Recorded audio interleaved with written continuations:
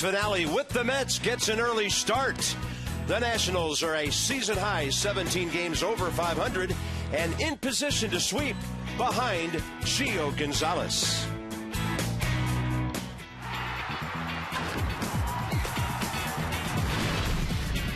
Washington Nationals baseball.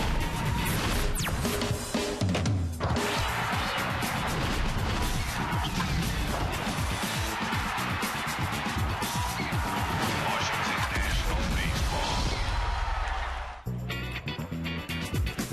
Life is good in Natstown. It's a day game. The Nats are looking for the sweep.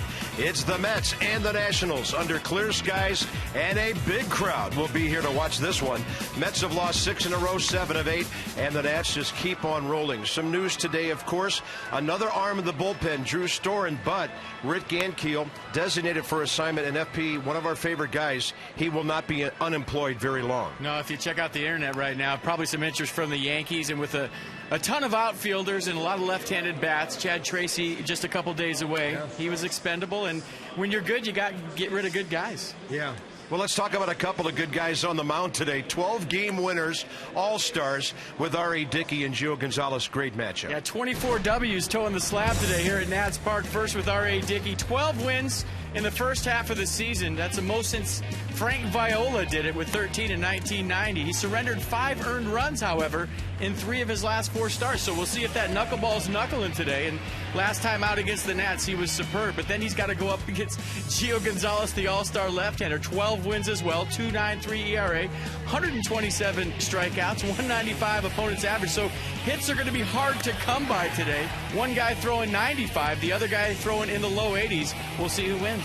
Yeah, it'll be an interesting matchup today, and Gio ahead of Strasburg and Atlanta coming in this weekend. What a great momentum game this would be going in for that weekend. Yeah, tough loss for the Braves last night in extra innings against the Giants. The Nats move up to 4.5-game lead. They sweep the Mets. A great momentum going into the weekend series against the Braves. The Nationals have dominated the Mets this year. They've beaten them in this series 5-4 and 4-3. They've won 6 of 8 against New York. What a series it's been, and the Nats go for all 3 right now.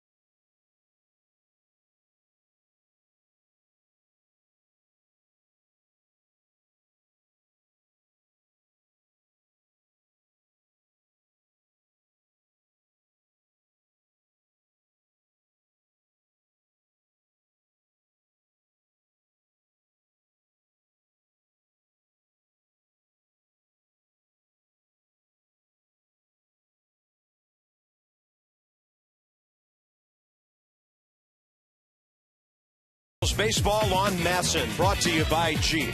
Visit Jeep.com to learn more. and by AT&T, the nation's largest 4G network. AT&T, rethink possible. Anything's possible the way the Nats are playing these days. They're 10 over 500 at home at 26-16. 17 over for the first time since the 05 inaugural season. And they are 20-11 against the National League East. Great numbers to talk about, and a great day for a ball game. Visit Train.com for an independent Train comfort specialist dealer near you. It's hard to stop a Train.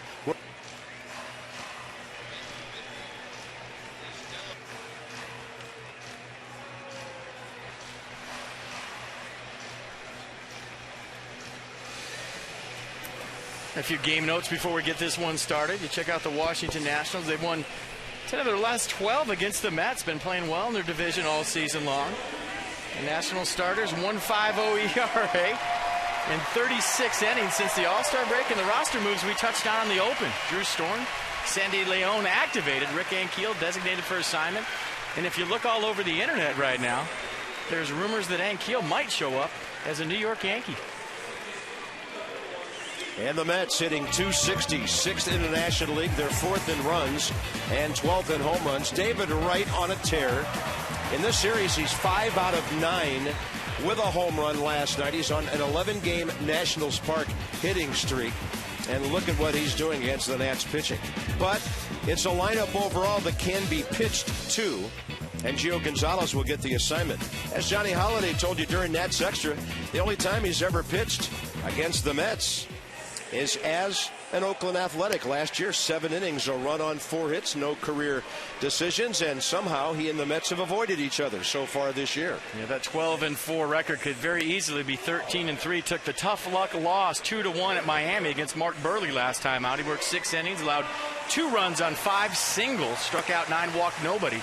Through 93 pitches, 67 for strikes. So 2-seam fastball, 4-seam fastball, low to mid-90s, curveball change from Gio Gonzalez today. Weekday day games, let's go with the nicknames on defense. Beast, Shark, and Bam Bam in the outfield. SB Zim on the left side, Lumbo, Rochi on the right side, and the Brews doing the catching. Sometimes referred to as Flo. And Bryce Harper goes over to right field today. A lot of action lately in center. He can play anywhere. And Davey Johnson getting Roger Bernardina in the lineup today, so that puts Michael Morse over in left. By the way, in Atlanta, Madison Bumgarner and Tim Hudson dueling. That game is underway. Freddie Freeman's hit a home run. It's 1-1 second inning. Chris Conroy at the plate, Tim Timmons, crew chief Angel Hernandez, and Mark Carlson around the bases. And the Giants winning an 11-inning thriller last night in Atlanta. They had a 3-1 lead going in the bottom of the 9th. Freddie Freeman doubled. Brian McCann off the bench hit a 2-run home run to tie it. And then the Giants scored 6 in their half of the 11th inning. They're going for the first sweep in Atlanta today since June of 1988. Go Giants. Going to hear a lot of noise in the ballpark today. 10,000 campers are here. And Gio Gonzalez misses away. We are underway at 12:38. Ruben Tejada in this series, 1 for 9. Their leadoff man batting .317. He gets severely jammed and pops it up. Jesus Flores right there for a very simple first out.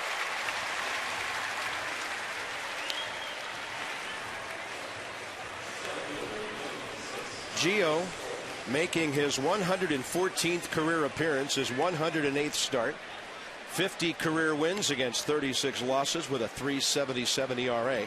And that's real good for a guy who pitched in the American League for 4 years. Andres Torres, the hitter. Fastball is up and into Torres, batting right-handed at .290, .226 overall, and he's 2 for 7 with an RBI in this series. Showed bunt, got Zimmerman on the move, but it was a called strike anyway. Whatever the game plan for Ross Detwiler the other night against the Mets was, I'm sure you'll see the same from Gio Gonzalez. And that game plan from Ross featured tons of fastballs. That one whistling outside at 92, 2-1. Marlins will play this afternoon. In about 2 hours, they'll be at Chicago. The Nats have opened up a 4.5 game lead, as FP told you, when the Braves lost last night. 8 over these Mets. who've lost 6 in a row and 10 over the Marlins. Phillies lost in LA yesterday. They're 14 back. And a 2-2. Busting him inside, forcing another opposite field foul ball. So I'm sure the Mets broadcaster today talking about their guy who they need to be a stopper. R.A. Dickey to the mound. We'll see what Gio can do here in the top of the first.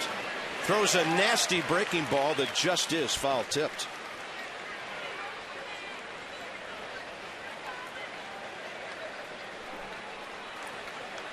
Torres has been on a tear. Pick and run, 9 stolen bases. Good defensive outfielder. Well into his 30s. See Gio Gonzalez trying to go in on him with 2 strikes. We've seen Torres right-handed in this series do a nice job of going the other way. And he'll pull the off-speed pitch if he has to right-handed, but he likes to hit the ball up the middle to the right side right-handed. To the right side, getting over, get his body behind it. Lombardozzi, close and safe. Steven has been a little deliberate in at least 3 throws during this series, and the Mets finally made him pay for it. Yeah, 2 with Daniel Murphy running to first base. That one with Andres Torres. And he grabs the ball and takes that little extra shuffle. You see 1, 2 with the pat on the glove, and that's the difference. And when you got a plus base runner, plus speed guy running down the line, you have to get rid of it quicker than that.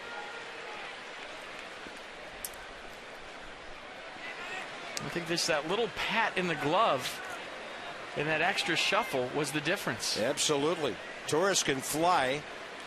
Now you have to face David Wright pitching from the stretch with a man aboard here in the first inning, and that can be a game changer early. There's 2 ways to correct that if you're an infielder. And number 1, obviously get rid of it a step quicker. But number 2, if that's your routine and that's how you do it, play a little bit shallower and get to the ball quicker. David Wright puts one into the bullpen and just beyond the bullpen. 2-0 New York. He continues to punish Nationals pitching. Well, how about the whole league this year for David Wright? That's his 13th, and he has 62 RBIs. Yeah, 3 hits last night, a double, single, and a home run. Was robbed of a line drive to right center field his 3rd time up by Bryce Harper. And that's how this one starts today. Fastball right down the middle. Into the Mets bullpen, 2-0. And I just think the Nats should not throw David Wright another strike all day unless the bases are loaded and it's 3-0 or 3-1. I mean, he's just killing them if they throw it over the plate, and the rest of this lineup can be pitched to. Here's Scott Hairston, their cleanup guy, 2 for 5 in this series. Yeah, the point you make is a good one, but when you have a staff that's used to attacking all the time and going right after guys, it's hard to back off no matter who it is. I mean, Sure. What you're saying is making perfect sense, but when you have guys like Jordan Zimmerman, Gio Gonzalez, and Steven Strasburg, they don't have that in their mentality. This one high in the air, right field for Bryce Harper. Sun is shining straight down from just over the right side of the press box here. So 2 outs, bases empty with Jason Bay coming up. And you know, on a day like this when the humidity's in the 60s, 50s or 60s, the ball's going to carry. But the Mets have just given one of the best pitchers in baseball this year a crooked number on the board. Danny Espinosa for that 2-hopper, and that's it for the top of the first. David Wright goes long, continues to hurt the Nats. 2 early runs.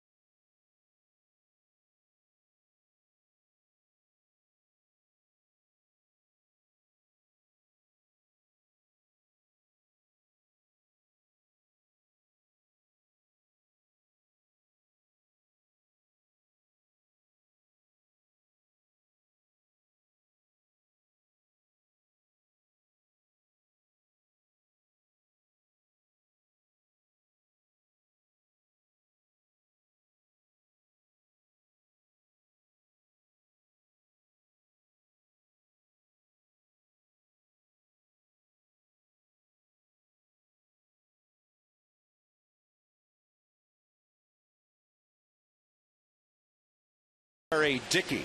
The Nats are 8th in the league in hitting, 10th in runs, and 6th in homers. See your authorized Dodge dealer. Experience a world of performance, design, and fuel efficiency. Schedule a test drive or log on to Dodge.com and check out the powerful lineup. Steve Lombardozzi hitting .302, 11-game hitting streak. In this series, he's 2 for 8 with a sacrifice and 3 RBIs. R.A. Dickey, career against the Nats. 12 games, 10 starts, a .350 ERA, record of 3-4. Last time out on July 14th at Atlanta, he received the no decision in the Mets' 8-7 loss. He pitched 5 innings, allowed 5 runs on 8 hits, struck out 4, walked 2 through 84 pitches, 56 for strikes. He has, however, won his last 10 decisions. So 2 pitches, fastball, knuckleball from Dickey. He'll throw the knuckleball 86% of the time. It'll go from the mid-70s to the mid-80s. Lombardozzi is 1 for 7 with an RBI against him. And Steve from the right side hitting, or left side rather, hitting .286. That looked like the 84-mile-an-hour fastball. It sure looked quicker than 84, didn't it? He'll throw that 13% of the time, according to my graphics. 2-2. Lombardozzi jammed and he fouls one away.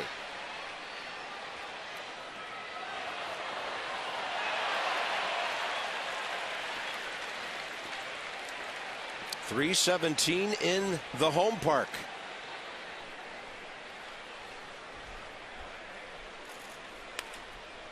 Flips that one over to the left side, and it's going over the dugout.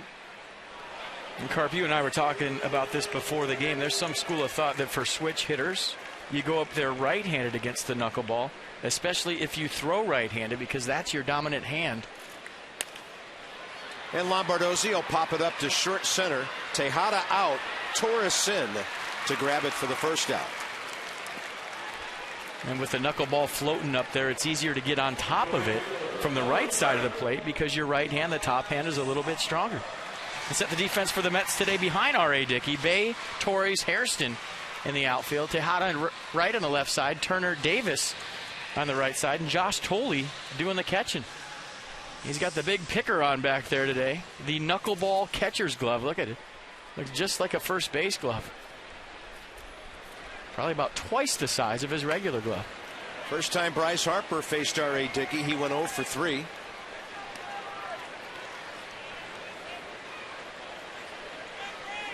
June 7th in this ballpark when the Nats faced him in a 3-1 Mets win. And that day, Dickey gave up no runs on 4 hits in 7 1/3 innings, and he finished that game with a 24 2/3 innings scoreless streak.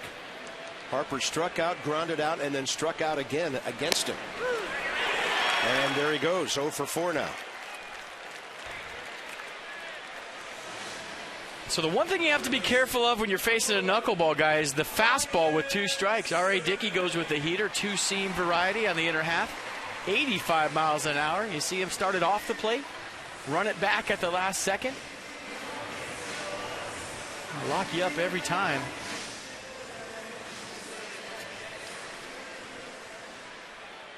Here's Ryan Zimmerman with a walk, 1 for 8 in this series. And against R.A. Dickey, 5 for 22 career. And Dickey appears to have very good command right out of the dugout today.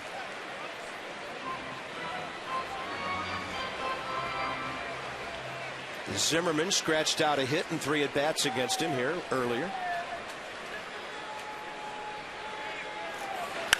Ejects that one to left center. See you later. Over the bullpen. And now the Nats are on the board. Number 11 for Ryan Zimmerman. Wearing number 11. Well, last night's game, David Wright started it off in the first inning with a double. Ryan Zimmerman, the third hitter of the game, answered him with a double today. David Wright starts the game off with a home run. Ryan Zimmerman, the third hitter, answers with another home run. So dueling third baseman here in the Mets versus the Nats. And they both go in the first row right above the bullpen. We need to check the medical records out of the Hampton Roads area to see if these two were separated at birth. The only difference was an infield single by Torres. Now check this one out. Knuckleball up in the zone. That's where you want it. Tee it high, let it fly. And that's exactly what Ryan Zimmerman did. That's the 10th homer given up by Dickey this year in 126 innings. So it doesn't happen very often, and the Nats are on the board with their 95th home run of the year. Adam LaRoche hitting .257, stepping in. David Wright must be standing out there at, well, he's at shortstop right now thinking that guy's stealing my thunder. Every time I do something, he tries to top me. I love it. Fred got to the major leagues about a year and a half before Ryan did. They were guys who knew each other on select teams, travel teams as youngsters. The Uptons down there, Mark Reynolds, that whole bunch. 2 balls, 2 strikes. Adam LaRoche fights off a pitch inside. You see the shift on LaRoche all the time. You got the wishbone formation right there, but the one thing I think is different with the Mets is look where Wright's playing. Usually third baseman will hang out over here, and he's almost 4 guys on the right side. He's playing to the pull side where a shortstop would be. Good take. No swing, agrees Mark Carlson, and the count goes to 3-2.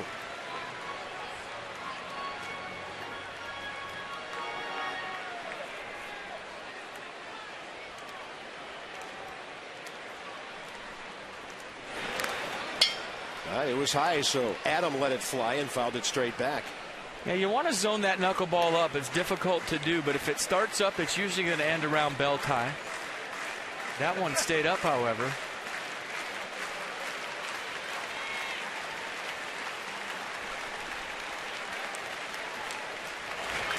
Great at bat by Adam LaRoche. He'll walk for the 41st time, and that puts him into the top 10 in the National League. It's a good example of if the knuckleball starts about knee high or mid thigh high, you know it's going to go down, so it's an automatic take. That one started low for LaRoche. He's seen it enough to know that it was going to drop out of the strike zone. So I guess basically you're looking for that thing about letter high. If it's up there, that's the one you want to offer at. Michael Morse is what you would call a real difference maker to the Nats this year. With him in the lineup, and in this series, he's 2 for 8. The Nats score on the average about 7/10 of a run more than they do without him. They hit almost 20 points higher. The home runs are up with him in the lineup, as well as the slugging percentage. So he's been a difference maker since coming back to this ball club. 348 his last 22 games. And that knuckleball is hanging out over the plate so far in this ball game in the first inning. And that's 2 that Dickey's gotten away with to Morse. Belt high or above, right down the middle, not a lot of movement.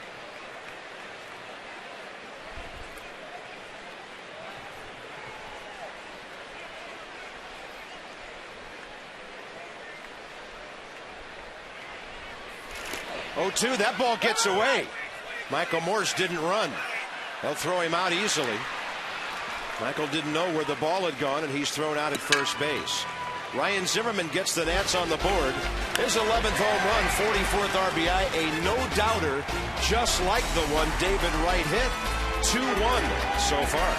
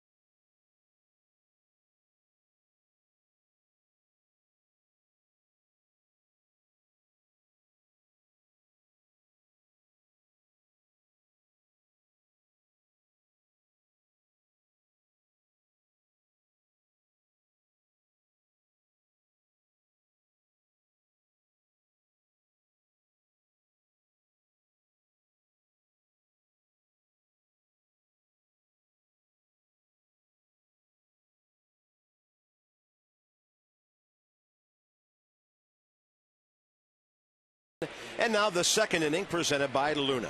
Call for the Luna double today. Get your second room of flooring free at 877-241-LUNA. For Gio Gonzalez, first inning, 15 pitches, 10 strikes. And he faces Ike Davis.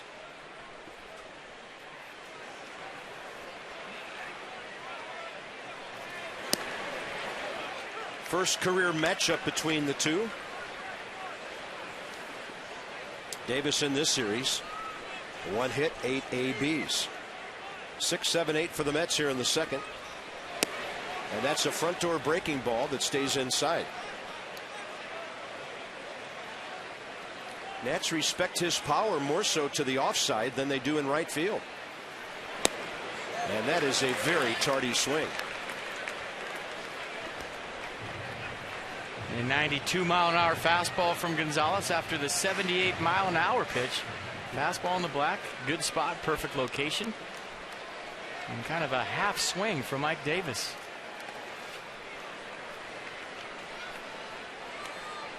Braves, by the way, have scored another run, batting bottom of the third, leading the Giants 2-1. We'll keep you up to date on that game all day as the Nats lead the Braves by 4.5, and they'll be here tomorrow night. Notice where their outstanding young shortstop has been injured, and they've picked up the former Cincinnati Reds youngster to help them out on the infield, Paul Janisch. And Drelton Simmons injured. Davey Johnson would be just fine if the Braves and the Giants went about 16 innings today. That ball hit high in the air to dead center. Bernardina can only watch it. And the Braves are going to be happy about that. The Mets are on top 3-1 on 2 long balls. For Ike Davis, his 14th of the year.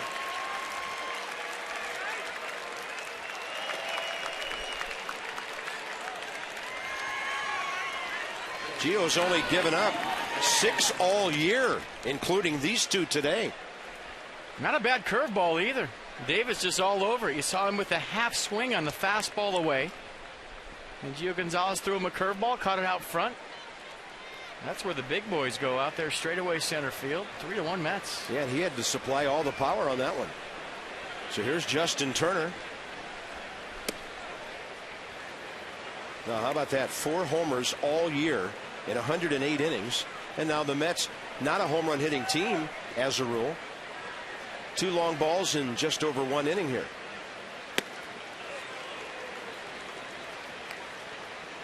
A lot like Tyler Clipper the last couple of nights.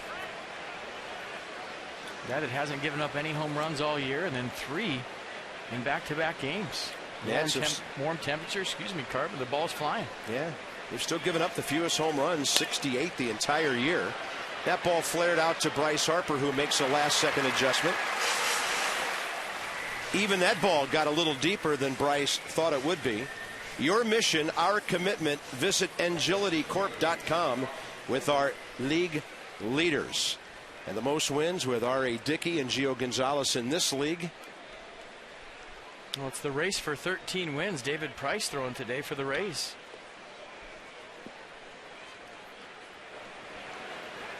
Josh Tolley, the catcher. Tough assignment for him offensively against Gio Gonzalez. But as FP noted before the game, he's got to be the guy in there to catch R.A. Dickey.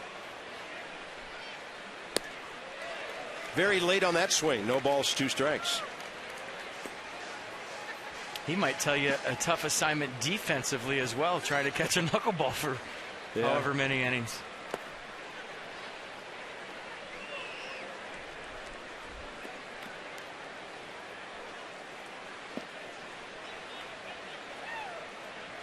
And a 1-2 pitch. Pretty good jammage right there, and a foul ball off to the left side. We started this one at 12:38. The 1 o'clock hour gets underway here at Nationals Park. Nice crowd on hand.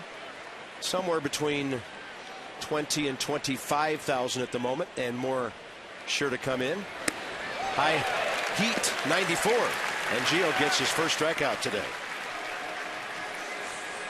128 on the year. Dickey has 129, and R.A.'s on his way to hit. 94 miles an hour up in Tolley's eyes. Tough to catch up to that pitch. Josh Tolley, a low ball hitter. That a high fastball with some hair on it. Thanks for coming. R.A.'s a pretty good hitter. 7 hits this year, a couple of RBIs. He's a 197 career hitter, so just a couple of clicks under 200. An amazing story, this guy. His career has really blossomed. R.A. Dickey at the age of 37. 19 wins, 22 losses the last 2 years for the Mets. And he's eaten up a lot of innings for them. Close to 400. 58 starts in those 2 years. And he goes waving at that one. So the strikeout race is tied at 129 each. Too bad the game's not. The Mets play long ball again, and they lead it 3-1 early.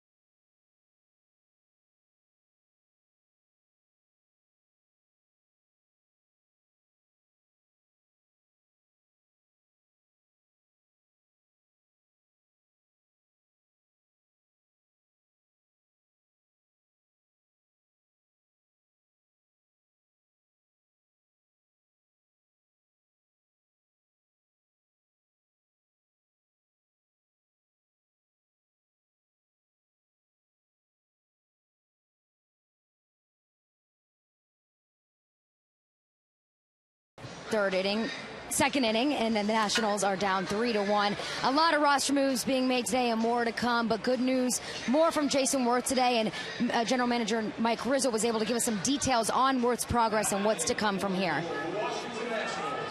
He took a long BP yesterday and was swinging at maximum bat speed, and then came back early today. It was kind of a day game after a night game for him, and was extremely productive today in the cage. He had a good round of batting practice, and wasn't sore coming into it, which is an important part of it. Rizzo talked about what they're looking now from Jason's wrist, his stamina. He said his BP looked good early, saw a little fatigue near the end. It sounds like Jason will go to Potomac tomorrow to start a rehab assignment. That's Christina with our sideline report, brought to you by AFCEA.org, the association for IT pros. So Danny Espinosa hits the ball sharply, unrewarded, second inning underway.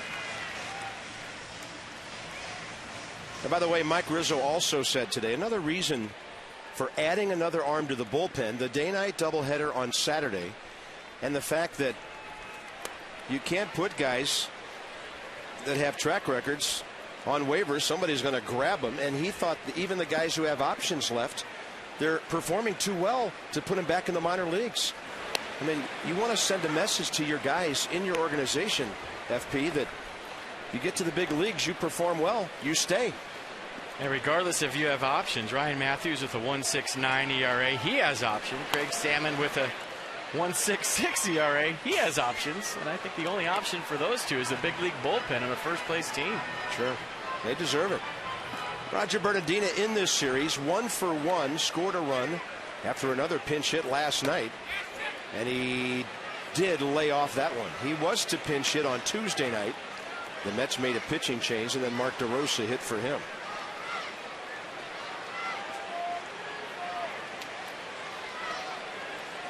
Mike also felt that with that little help in the bullpen, and there's Bernardina with another base hit. The Nats could afford, at least for several days, to play a man short on the bench, because the offense is performing And he's not having to pinch hit for guys a whole lot these days.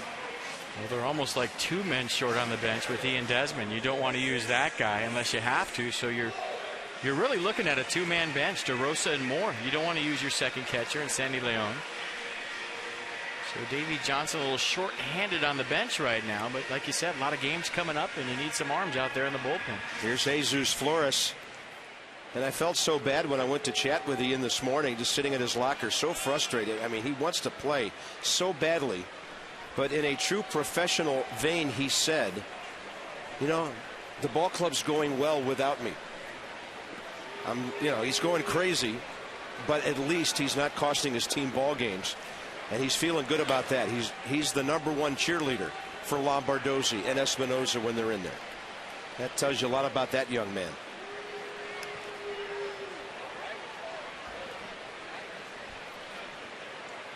Flores 1 for 7 in the series. In his career, he's 2 for 2 with 2 RBIs against R.A. Dickey. Last time the Nats faced R.A., Jonathan Solano was the catcher that day. Well, if you're only as good as your last at-bat, Jesus Flores had a line drive single last night in his last AB for one of the harder hit balls he's hit in a long time.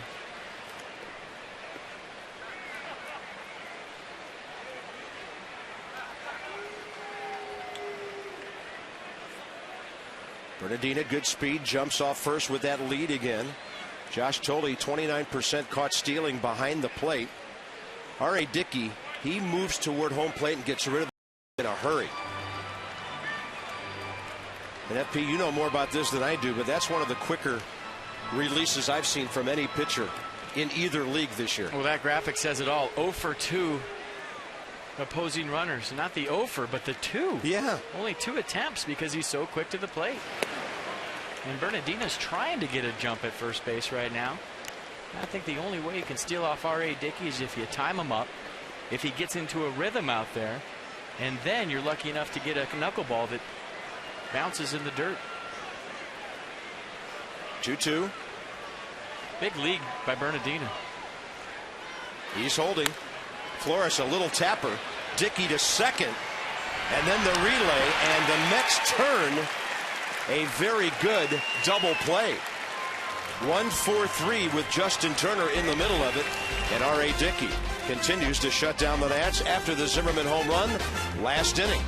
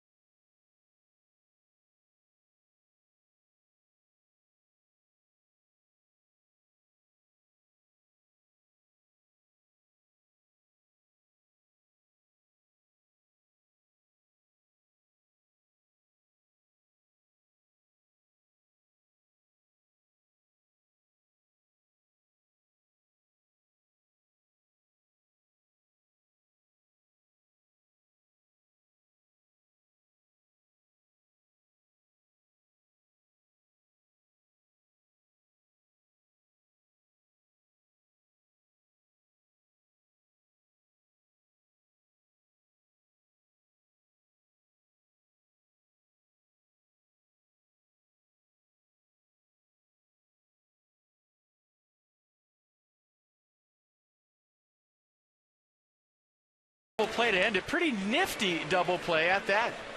R.A. Dickey getting rid of the ball quick, and that's where this double play is made. Watch the quick throw right on the money to Turner.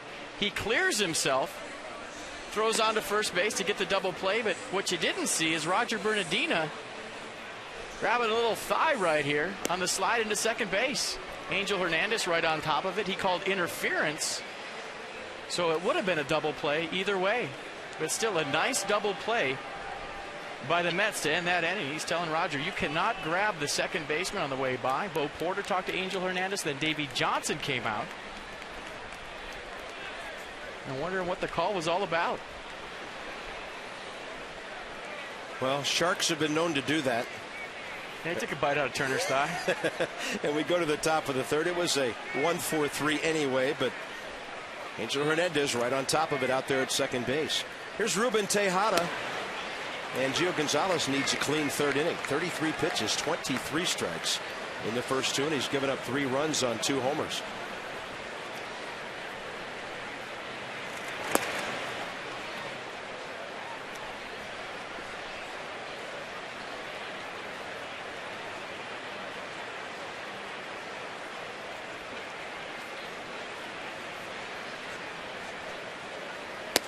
I know we've talked about this many times during the year because the Nats have been in this position, but it's hard to sweep. And it's interesting. It's almost as if this game of baseball, in that third game when you're trying to sweep, something will happen early in the game where the game kind of tells you, you know what, I'm not going to make it easy on you today. And a very unusual situation with a non-home run hitting team going deep twice against a pitcher who's given up 4 home runs in, what, 3.5 months?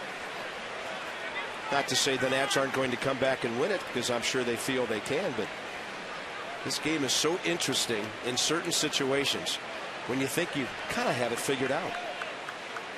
2-2. Well, I think for Gio Gonzalez, the key is to keep the game right where it's at right now and find a way either to get to Dickey number 1 or get into that Mets bullpen any way you can, number 2.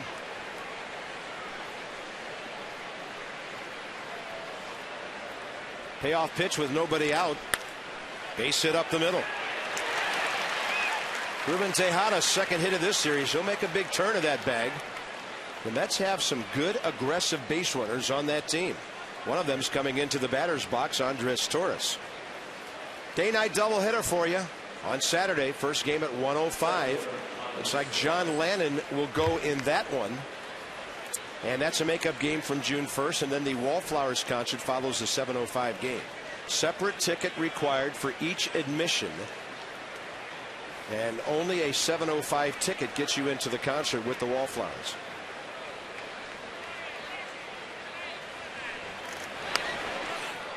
Torres straight back with that attempt. I mean, he almost fouled that bunt off to the booth. I mean, you can't get any more of a bunt than he just got right there. That ball was hit. And by the way, right now, tomorrow night, Steven Strasburg and Tommy Hanson. John Lannon, Ben Sheets in that first game Saturday. Edwin Jackson and Randall Delgado in the night game. And then Ross Detweiler takes on Jair Jurgens Sunday afternoon. That ball is scorched. Left center. Plug in the gap. And it'll one hop, and the Nats get a break as it goes into the seats because Ruben Tejada would have scored easily. So for now, second and third, nobody out. And that's a crushed brick warning track that the Nats put in the offseason. It's supposed to keep the ball in the park, and we've seen it do that the majority of the time. It's softer dirt, so when the ball hits it, it's supposed to play off the fence. But with the hot temperatures recently, it was like a Super Bowl right there. You called it. Nats catch a break. Nice catch on one hop by one of our good fielding fans out there. And now it's David Wright. And early in the ball game, you're down by 2. Do you walk him? But there's a Hairston and then Bay, a couple of right-handed batters coming up after that. You don't often talk about intentional walks this early in a ball game. Well, with nobody out, too. I mean, maybe with 2 outs, yeah, 1 out, you think about it. No outs. I think you pitch very carefully to David Wright. Maybe in Gio Gonzalez's mind, it's an 0-2 count, meaning you're going to give him your best pitch. If he forces the issue and tells you that he wants to go ahead and swing, you keep bouncing stuff, trust your catcher to block it. But with the base open, you're not going to lay fastballs right in there for David Wright. Absolutely not. A 4-pitch walk here would be just fine. Now Flores will stand up, and he looks over to the dugout, and I think somebody might have just held up 4 fingers. So they're going to load him up, paying David Wright some third inning respect right here. And it was Davey Johnson that held up the 4 fingers in the dugout at the last minute. So maybe Steve McCaddy taking a trip to the mound. Talked to Gio Gonzalez, told Davey Johnson what Gio said, and Davey said, all right, let's just put him on. Here's something else for you. David Wright, after that home run first inning, 5 out of 7 career against Gio Gonzalez. That'll change your mind. Yeah, 353, 13, and 62 might have a little bit to do with it as well. You are correct, sir. It'll be Scott Hairston now.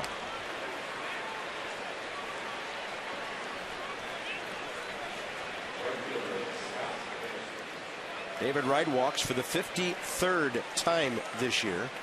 Boy, his on-base percentage of .441 is going up on twice today. 3rd in the league in the walks. He is just dominant in so many categories right now. Pitch number 46 coming from Gio Gonzalez early in this baseball game. Scott Hairston has bounced into 5 double plays this year.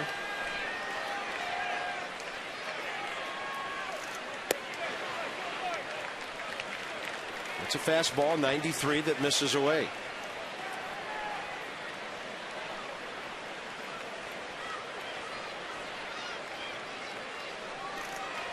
And saw Ross Detweiler to Scott Hairston. Everything on the outer half, fastballs away. And I think they're trying to do the same right here. Yeah, same speed. This one hit out of play. Counts even 1-1. Braves have added another run over the Giants and lead 3-1 4th inning in Atlanta. And the Nats are fighting for their lives early in this one. So the Nats have retired the Mets 16 out of 19 times with runners in scoring position. It seems like those 3 have been big, though. Well, one was a pinch hit 3-run homer.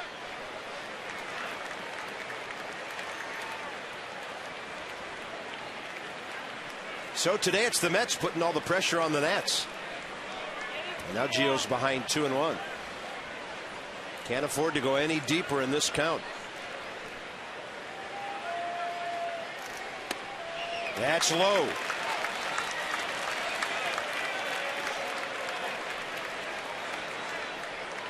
This is a spot where if you're Gio Gonzalez, you're just going to have to think lucky. You know you have to throw a strike. You're throwing it against a good hitter against left-handed pitchers. You just hope he hits it right at somebody. Like that. Can they turn it? Lombardozzi can. The Nats turn a 6-4-3 badly needed, and the Mets get a run to go up by 3. You'll take that in the 3rd inning.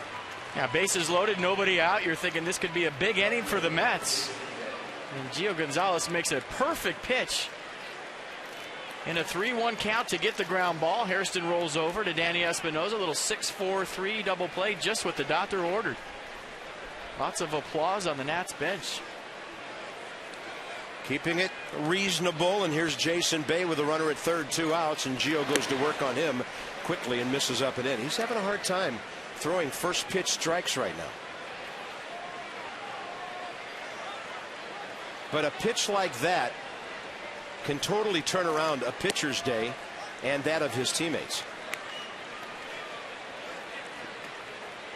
Yeah, the key for Gonzalez when he's going good is to stay on that backside, ride the back leg for a click before he goes home. Today, maybe just a hair in a hurry, having trouble locating the fastball in the outer half. That was a pretty good change right there. Didn't get the call. Yeah, 2-0 changeup to Jason Bay. Nissan on the pitch track. 84 miles an hour right down the middle. Was it high enough? Pitch track says yes. Get to Nissan for the biggest savings under the sun at their summer saving days.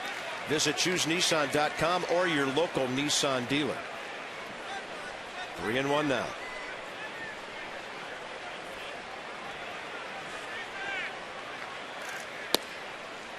Close to the corner, but missing. Second walk of the inning. First unintentional. And all this does is get Gio to a lefty-lefty matchup with Ike Davis. I think Gio felt like that was a strike.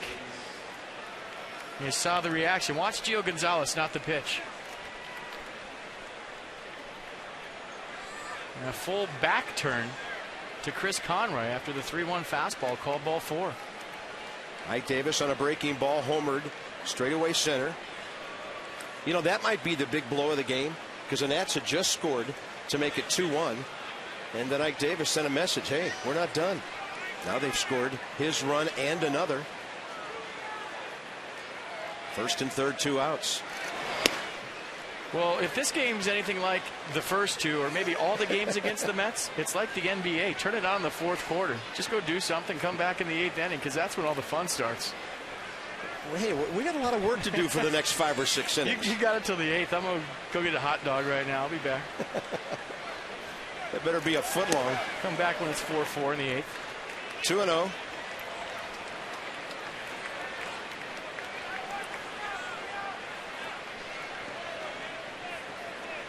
Mets have 5 hits already, 2 walks. Target is on the outside edge, and Gio misses well off the plate. Ball 3. And that pitch count is really mounting. Steve McCaddy going to the phone right now as we speak. 25 pitches this inning, and 15 of them have been out of the strike zone. It looks like Craig Stammen is moving around in the Nats bullpen. Yeah, now he's moving up onto the mound. Gio Gonzalez, shortest outing of the year. 3 2/3, his first appearance at Chicago. Only other time he's been under 5 innings is 4 2/3 here against Atlanta June 3rd in a 3-2 loss.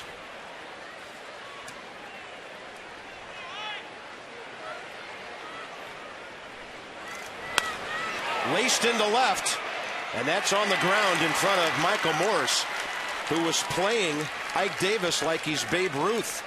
I mentioned the first time up, the Nats were playing him very deep in center and in left, and that ball dropped well in front of Michael Morse, and now it's 5-1.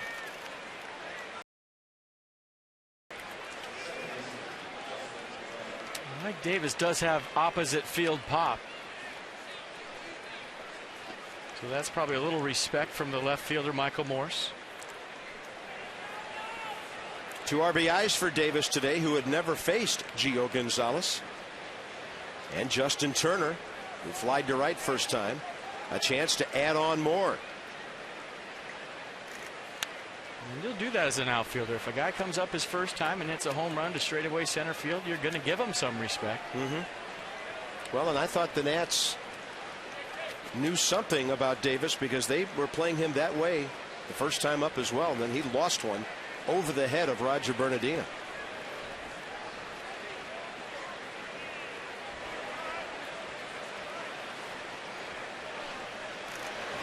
And a breaking ball bounced out to short. Espinosa will go to first. And another costly inning. The Mets pick up 2 more. 3 hits and 2 walks. And they lead 5-1.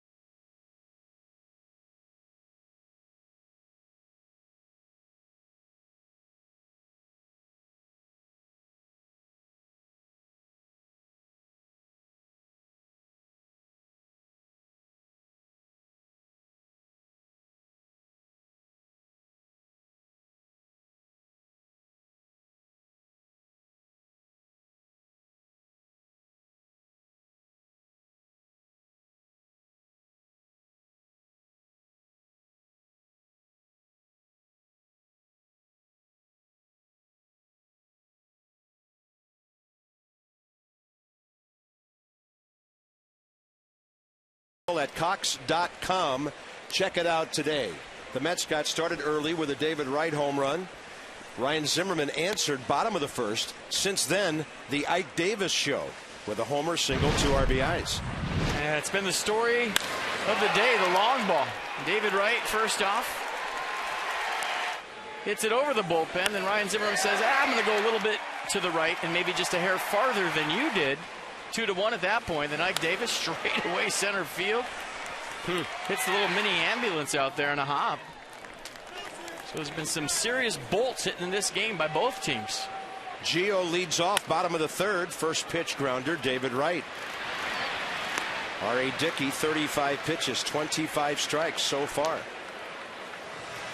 Nats have one other hit against him. That was Roger Bernardina's bouncer up the middle with one out in the second. So back to the top of the order here at Nationals Park. Mets are headed home for a 6-game homestand that includes the Nats Monday, Tuesday, Wednesday next week, and then they're going on a long trip to Arizona, San Francisco, and San Diego. Some of the Mets guys I talked to this morning said if we don't win today and the homestand doesn't go well, that elevator may be headed all the way down. Great swing by Lombardozzi, opposite field, base hit. And I'm sure those people you were talking to did not have a uniform on, because there's no way that the ball club in the dugout on the third base side is thinking anything of the sorts. Hey, 8 games out in July. They're in it. And look at that knuckleball. No rotation, or very little. And we talked about it last night. Lombardozzi likes the ball below his belt. He keeps his hands low. Low ball hitter gets a low ball pitch. That's what happens. Here's Bryce Harper. So the Nats have 3 hits. Well, he runs into a high knuckleball right here. We got ourselves a ball game.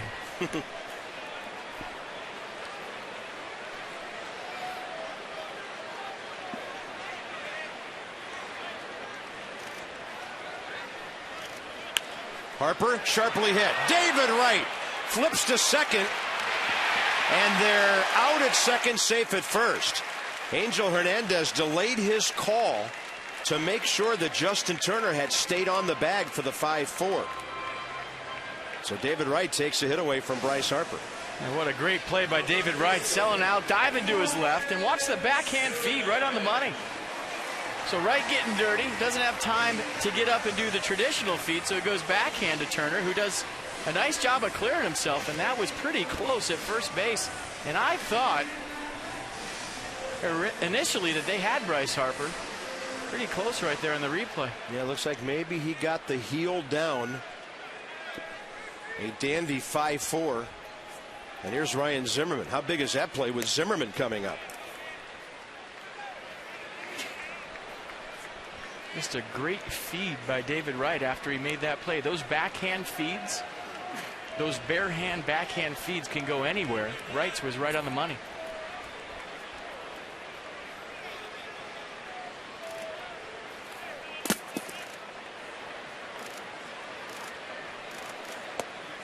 Ryan Zimmerman has now hit 8 home runs and driven in 22 in his last 20 games. So the most total bases in July, he's right behind the Pirates' McCutchen and the Angels' Mike Trout. And those two guys are as hot as anybody in the history of the game. McCutchen flirting with the Triple Crown right now. Yeah, they got themselves back into a first-place tie with the Reds in the Central last night. Those two ball clubs are both 51 and 40. McCutchen hitting .369. That leads the league. His 22 home runs is 4 behind Ryan Braun. Zimmerman pops it up right side. Long way to go for a couple of guys, and nobody gets there. Scott Hairston was playing deep. Justin Turner didn't have nearly as far to go, but he was battling the sun over his shoulder. So first and third, 2 outs. And that might be the break the Nats needed to get back into this ball game. Watch Scott Hairston right here. Just look at his second baseman, Turner, for the ball. And I don't know if he didn't see it or thought that Turner was camped, but he wanted nothing to do with this pop-up. He's looking at his second baseman like, please help me. And the ball drops. And Scott Hairston, by the way, sunglasses up on the bill of his cap. And you saw Turner raising his glove, trying to shade his eyes.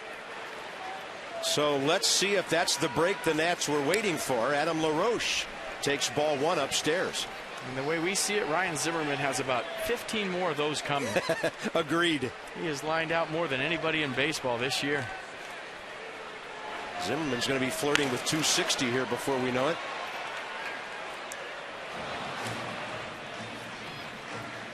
Adam LaRoche, the team RBI leader with 55.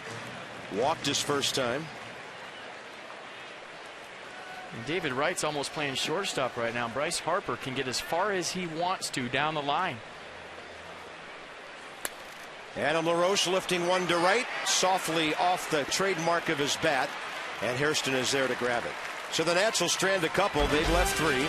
On to the middle innings. It's all RA and the Mets so far.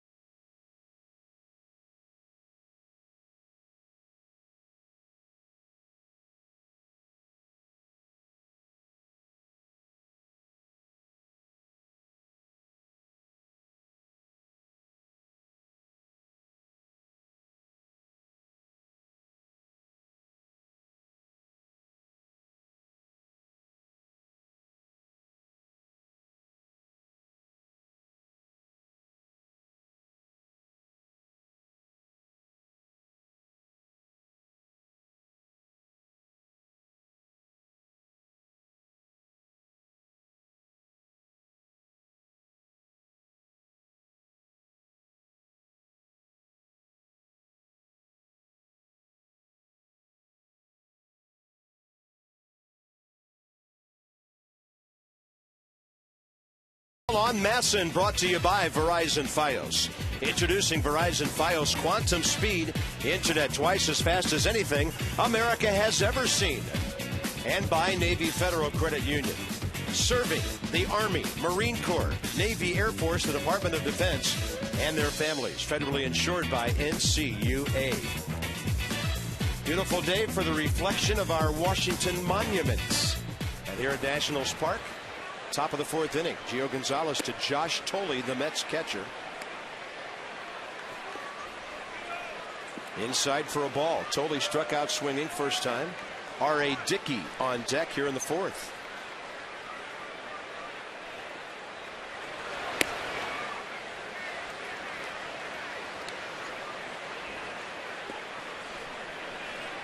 Tolley in the series 2 for 5 with an RBI.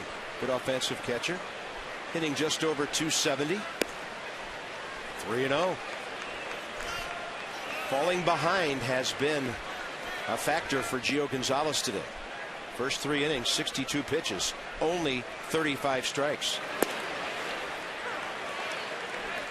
Craig Stammen now playing catch for the second time.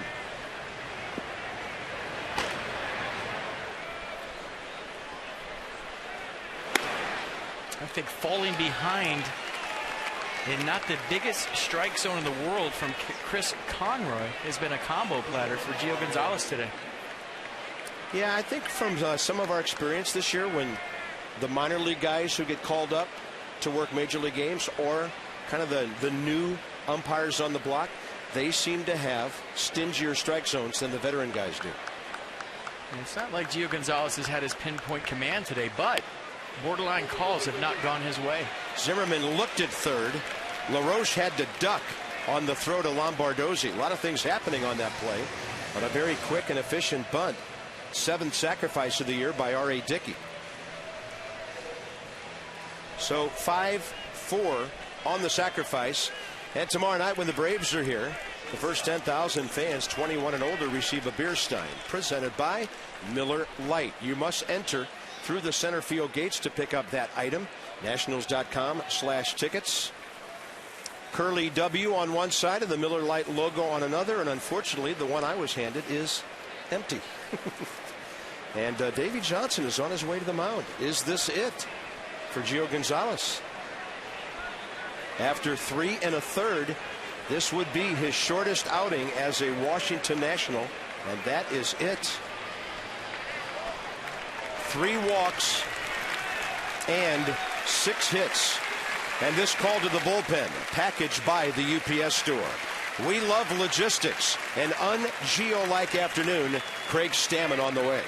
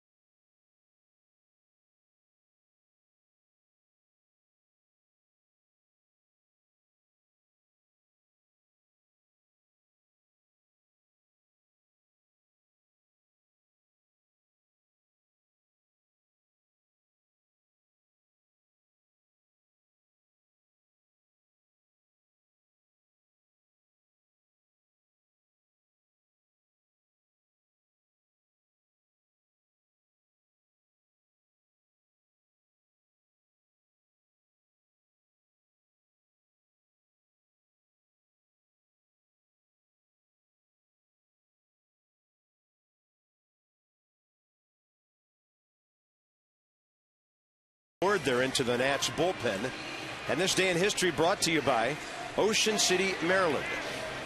Go to OCOcean.com, click on Summer of Thanks special deals and discounts, and on this date in 1910, Cy Young beat the Senators 5-4.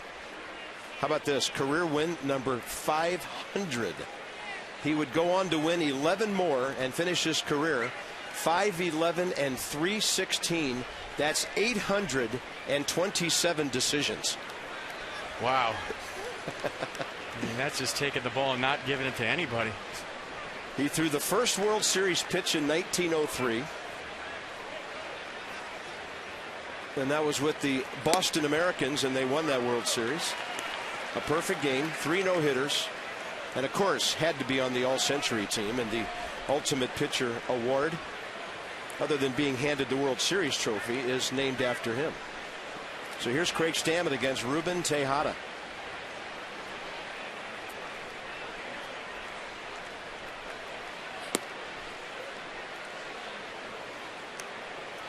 And Gio Gonzalez, it was a battle for him all day today. And, well, that's baseball. You're only human. You can't go out there every 5th day and beat Cy Young or Sandy Koufax or any great pitcher. You give it your best effort, and you're going to have a couple of those throughout the course of the season, no matter who you are, even Cy Young.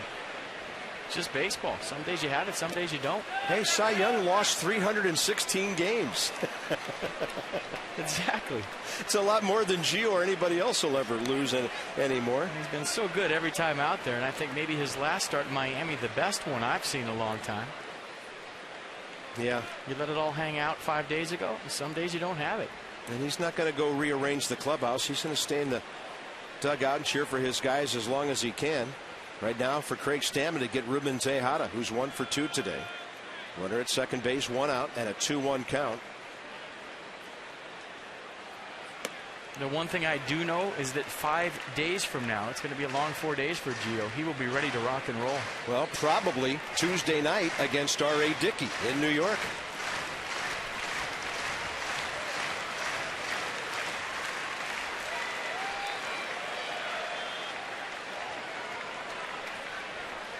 Pitching matchups we've seen in this series may hold true next week. 2 balls, 2 strikes. That's a bouncer smothered by Flores.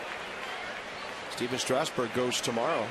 So if the rotation stays on schedule, it'll be Zimmerman, Gio, and Strasburg in that 3-game series at New York, Monday, Tuesday, Wednesday.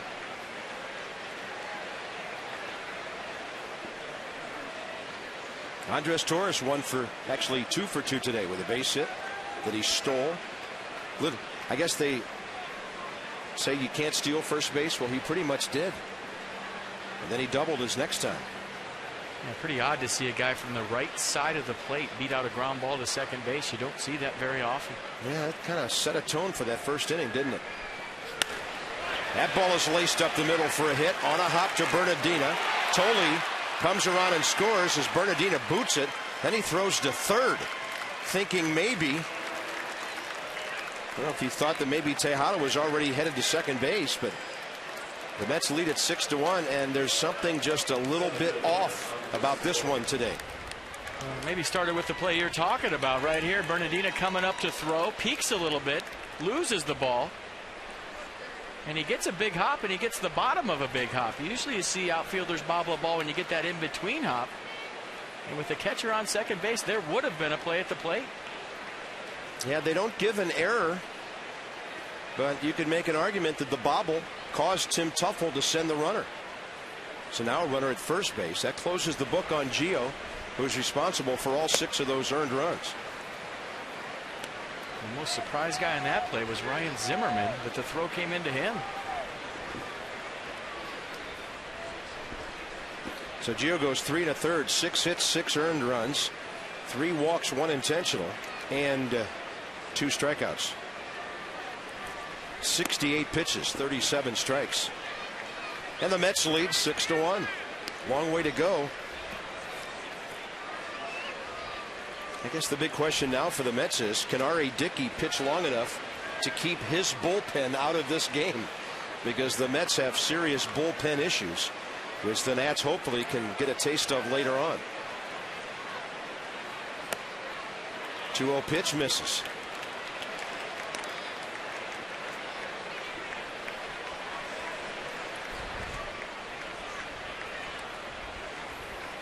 He's on deck again.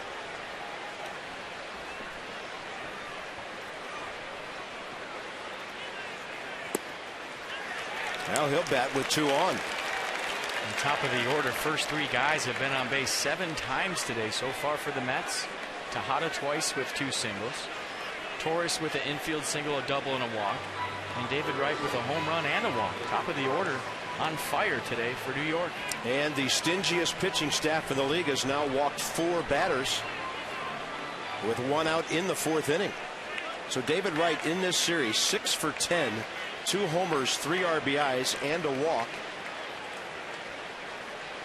And Craig Stammen's going to have that good hook piece going right here. I think we've seen what David Wright can do with a fastball. And he buries the fastball, and it rolls right up the arm of Jesus Flores.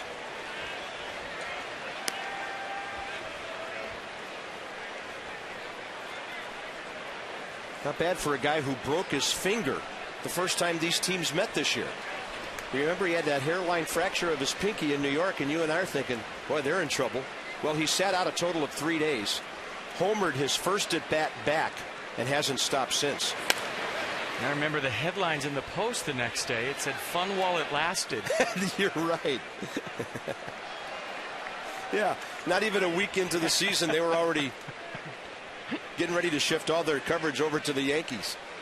Fun while it lasted. David Wright approaching 200 career home runs. Nats hope to get him out of town before that happens. He could be flirting with 200 by the time they see him next week. Kind of reached out, tried to hook that ball, and now it's 1-2. Well, that was a pull swing for a fastball in the outer half. Yeah. You can tell what a hitter's thinking by the way he swings, how he reacts to a pitch. He was looking fastball, just looking fastball in, got one away and swung anyways.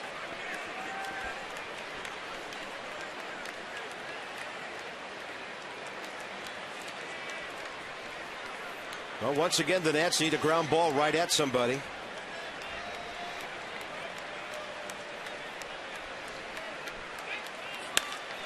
Instead, a fly ball to deep center.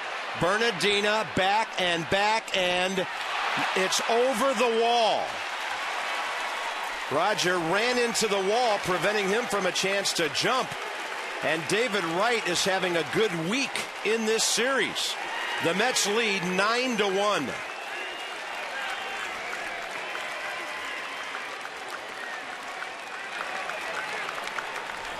Second home run of the day for Wright. 5 RBIs. And this game is only in the 4th inning. And Roger Bernardina had a beat on this. He just gets too close to the fence, gets pinned up against it. But if he knew where the wall was and he jumped, and we've seen Roger jump before, he's got a chance to make that play. You know, that's almost the identical play we saw in Colorado when Dexter Fowler did the same thing. He ran into the wall before he could jump. Still only 1 out here in the 4th. And the Mets have 9 runs on 8 hits with 3 home runs. 3 men today who have walked have scored. 18th multi-homer game of David Wright's career. David Wright is homered in his last 3 official at-bats. Last one last night. 2 here today, sandwiched by a walk.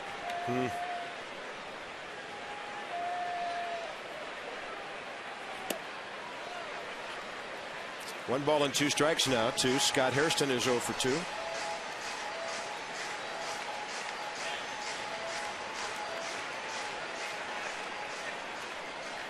So David Wright now has 14 homers and 65 RBIs.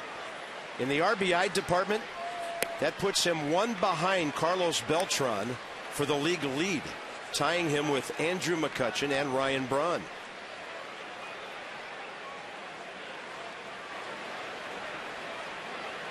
If he was on a ball club in first place, some people would be chanting MVP. Little flare right side, LaRoche back, and then the angle for Lombardozzi. He'll grab it, 2 outs. You know, I thought that tough travel day was going to rear its ugly head yesterday. But the Nats fought to a 4-3 victory, and you could make the argument that getting in at 4 in the morning, and we've talked about it before. It usually doesn't happen the next day. It's usually 2 days later. But with what we're seeing today in this ball game, you could make the argument that it's 3 days later. A lot of energy and effort put into that extra inning win the first night after getting in at 4 in the morning. Last night, another battle with the Mets, and you're seeing maybe just a little bit of lull today. And that's called a 6-month schedule in a 162-game season. That happens.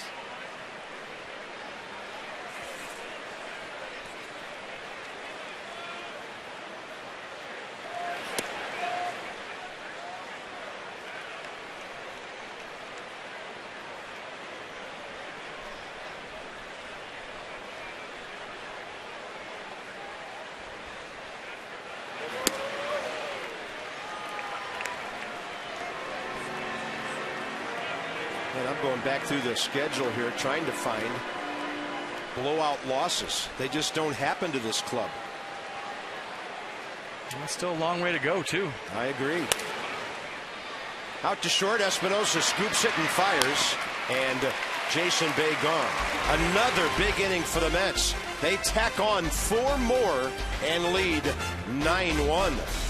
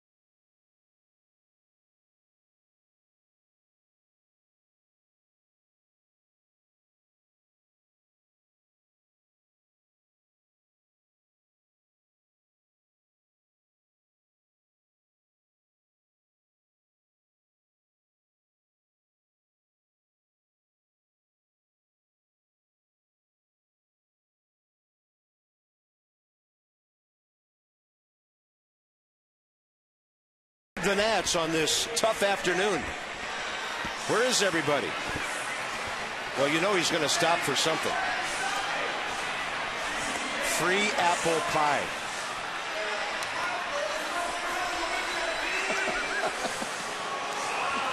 Teddy, couldn't you just win the race and wait one more minute for a slice of pie? That's a charge, Tom. He had his feet set. You know, they say that's the toughest call in basketball. That is. But that Geico dealio thing right there had his feet set. Unless he was inside that little line by the basket, then it's not a charge.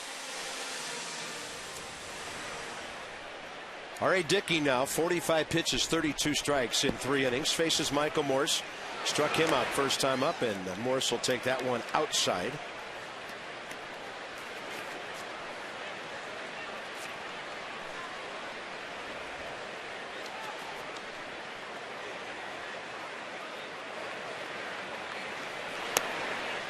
After this next few seconds, we will not speak of it again.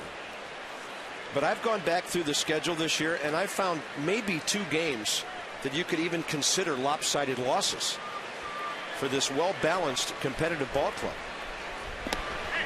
On May 15th, the Padres beat Steven Strasburg 6-1.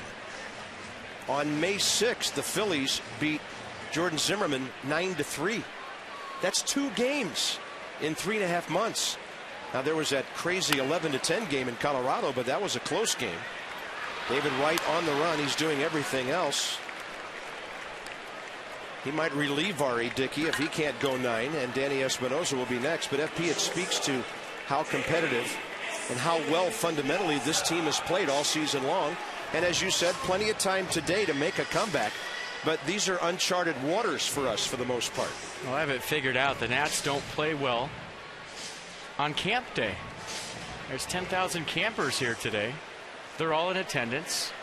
Tons of school buses outside. And I'm thinking about the 4th innings right when the sugar high wears off. Pretty loud for 3 innings. And now, crickets. And it might be because of the score, but I'm thinking all the sugar these kids ate on the bus on the way here. Very loud before the game. Lots of screeches early in the game. Now, they're hitting the wall. Espinosa gets jammed and flies one out. Well, when I went to camp, all we got were bad beans and bug juice. So they're getting sugar, huh? I have no idea what bug juice is. Well, it was kind of a glorified Kool-Aid, but you're at camp, so we called it bug juice. And the bases are empty with 2 outs now for Roger Bernardina. I wonder what all these camps are. You got your traditional camps, maybe sailing camp, swimming camp. You have horse riding camps this time of the year, baseball camp, softball, soccer. I would love to go to eating camp, where they just have food everywhere and you eat straight for a week. Well, you just came from our media dining room. You know what I know that's not around here? Bunting camp. Kids don't go to bunting camp. Make your bed camp. Don't sass your parents camp. 1 ball and 2 strikes. Bank robbery camp, not very popular this year.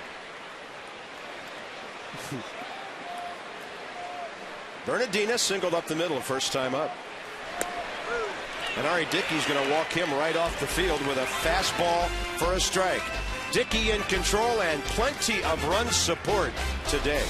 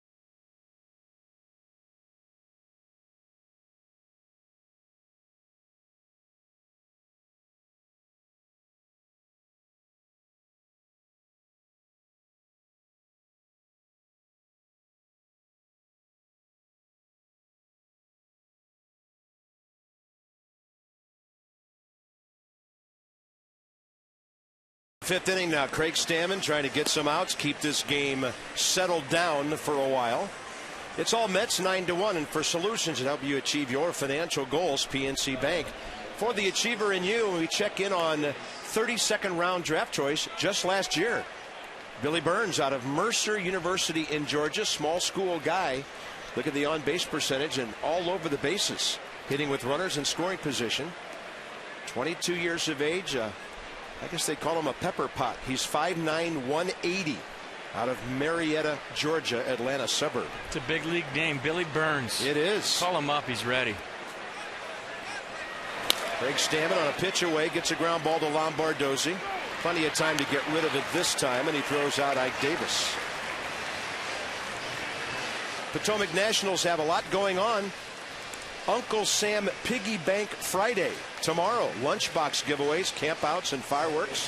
Saturday and Family Day on Sunday. Every night, something fun going on at the Fitz. 703-590-2311 or PotomacNationals.com. Justin Turner next here in the fifth.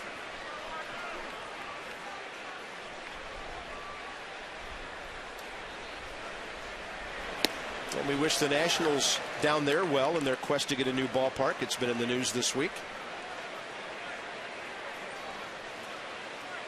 They should be playing well. They've had a big league team half the year. Yeah, and Jason Worth, as we mentioned, he'll be getting some ABs down there with the P-Nets.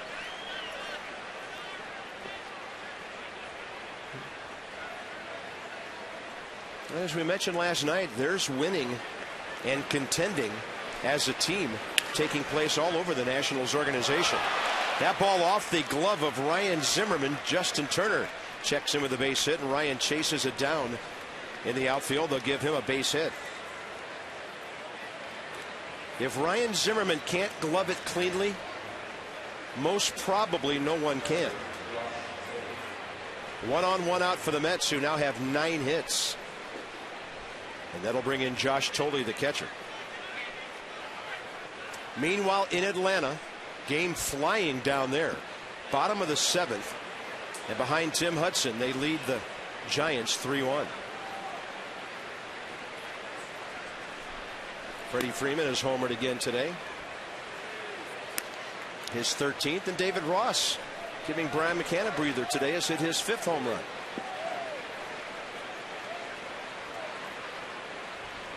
Josh Thole has struck out and walked.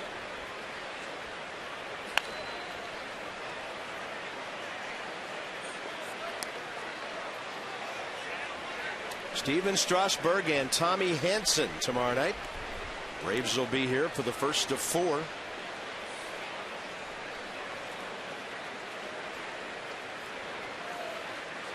Strasburg will bring that 10-4 record and a 2.66 ERA into that game.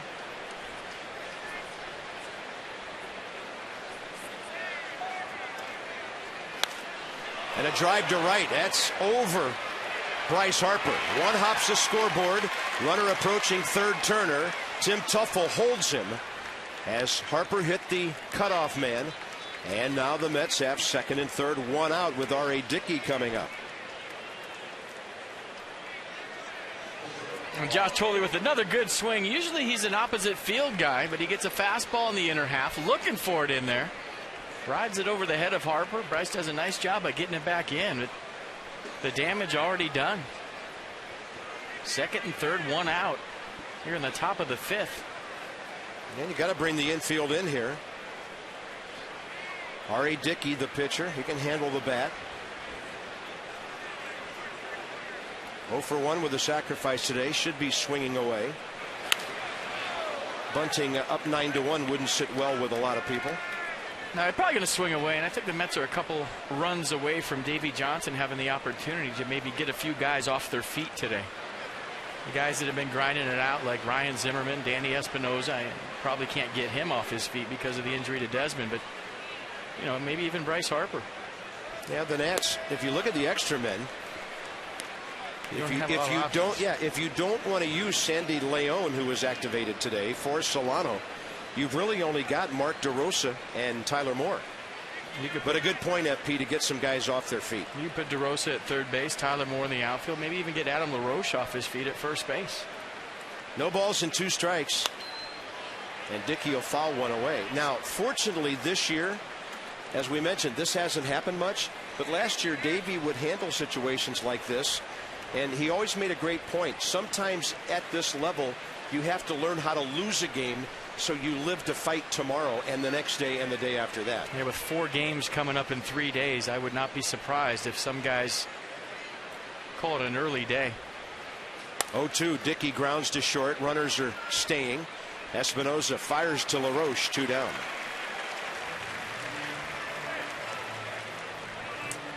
Chad Tracy swinging the bat. Jason Worth swinging the bat. And then Chad Tracy doing a little backhand with the first baseman's mitt over there earlier this morning. At exactly 11:05 a.m. Doing some backhand work. Jason Worth hitting again today. Chad Tracy on the field. And I was interested to see how Jason Worth looked offensively. Pretty good again today. Chad Tracy swinging the bat, moving around nice at first base. It'd be nice to get both of those guys back.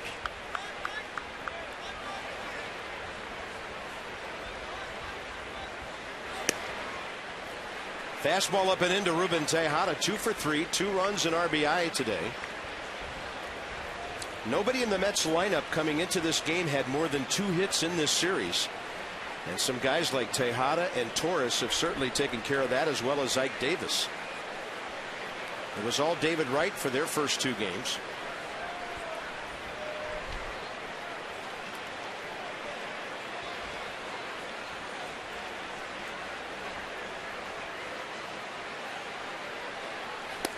Stammen gets a strike. Fastball 90 at the knees. And we always talk about saving the bullpen. Tom Gorzolani's done a nice job all season long of coming into games, and maybe games that were within reach, borderline out of reach, and keeping the bullpen down. And like we just said, 4 games in 3 days coming up against the second place Braves. Craig Stammen could go a long way in this game. It would sure help the bullpen. Yeah, might be a day to get Drew Storn an inning. Well, that's a guy that's raring to get in there. Opening day for Drew Storn if he gets in.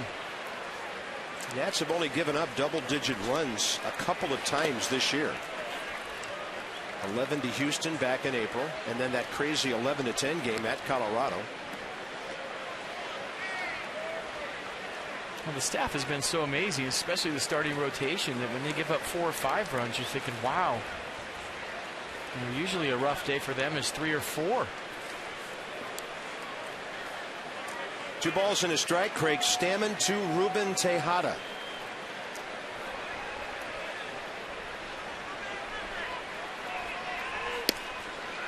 And another called strike with a 91-mile-an-hour fastball.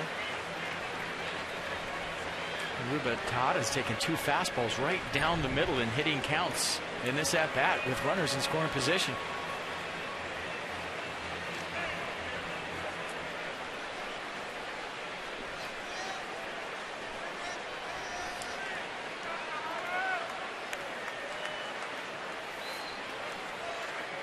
And a 2-2 with a look to third.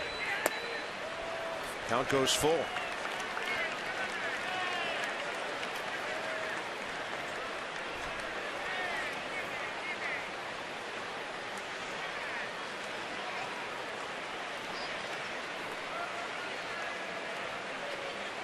Top of the 5th inning.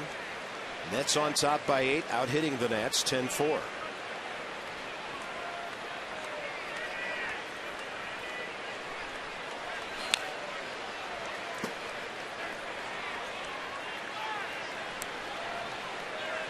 In about 15 minutes, the Marlins get started at Chicago. Mark Burley, who was brilliant against the Nats, 9-8 with a 3.13 ERA, takes on Paul Maholm in that game. The Marlins have fallen 10 back of Washington. Look at R.A. Dickey, 55 pitches in 4 innings. Gonzalez and Stammen nearly twice as many. Another 3-2 pitch. Another foul.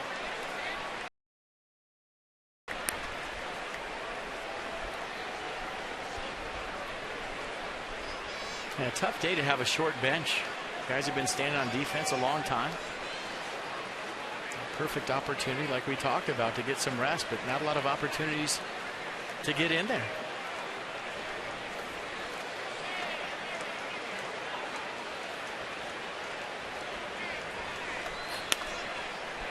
Pretty good battle now with Ruben Tejada and Craig Stammen.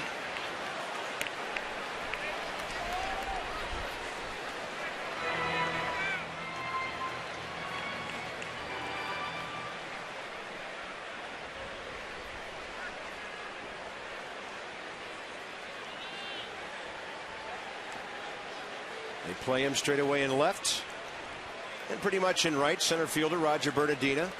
About 3 cuts of the grass toward the right center gap, and another 3-2.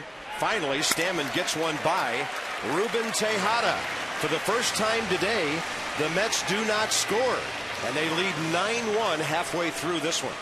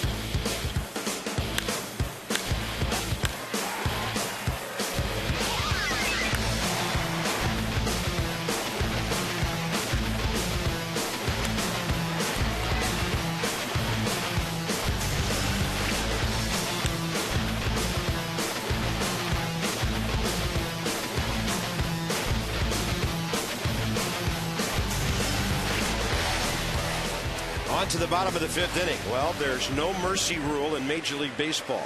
You play as hard as you can the rest of the day. Hope you can make something happen against a guy like R.A. Dickey. And how about him really doing some historical things for the Mets? Discover Kia's full lineup of high-quality, stylish, and dependable vehicles. To learn more, visit kia.com.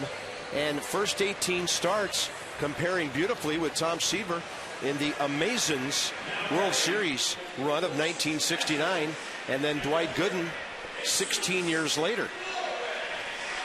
Yeah, his 12 first-half wins, the most by a Met since Frank Viola won 13 in 1990, and 2 shy of the team record set by Tom Seaver in 1969 and 1970.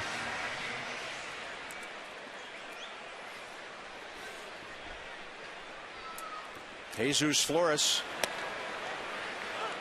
And Doc Gooden was an amazing young arm when he came to the big leagues as a teenager. Jesus Flores. By the way, that season by Gooden, and that bat goes slamming back to the backstop. That was the year Doc Gooden in '85 went 24-4 with a 1.53 ERA. They lost the Eastern Division by just a couple of games to St. Louis. And as they packed up their gear near their lockers on the last day of the season, Howard Johnson said across the clubhouse, "Doc, if you hadn't lost those 4 games, we would have won this thing." The gallows humor of Major League Baseball. Unbelievable season. 24-4. He threw 276 and 2/3 innings, 268 strikeouts. Unbelievable. And that '86 team that Davey Johnson managed to a World Series. One of the craziest teams in the history of Major League Baseball. You mean with a guy like Ray Knight on it? That's a swing and a miss on a knuckleball. Strikeout number 4 for R.A. Dickey, who will face Craig Stammen. Craig Stammen 0 for 1 this year, but he does have 16 career hits. And check out the knuckleball. It's thrown with the fingertips, not the knuckles. R.A. Dickey digging those two fingers in there with the nails, and you look at the rotation. Pretty much none. It's so good that Josh Tolley couldn't even catch it. So Craig Stammen, a pretty good hitter himself, over 220 career, 16 hits, 75 at bats, with 10 RBIs. His second AB of this season.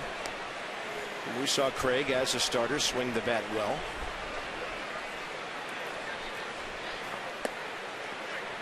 And the Giants on a sac fly from Buster Posey just made that game 3-2 in the 8th, down by 1.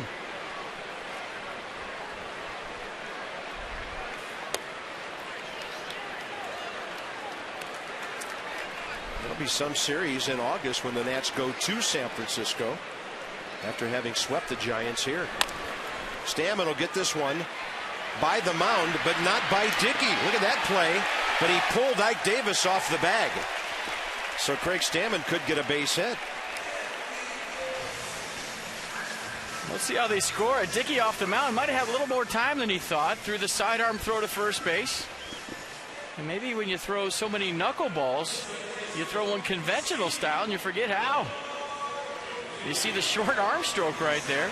Almost like he throws his knuckleball. The only difference is he gripped it like a fastball and threw it high. They're going to give him an error on that. David Wright might have had a better play with all those momentum going toward first base. But Stammen's aboard with one out here in the 5th.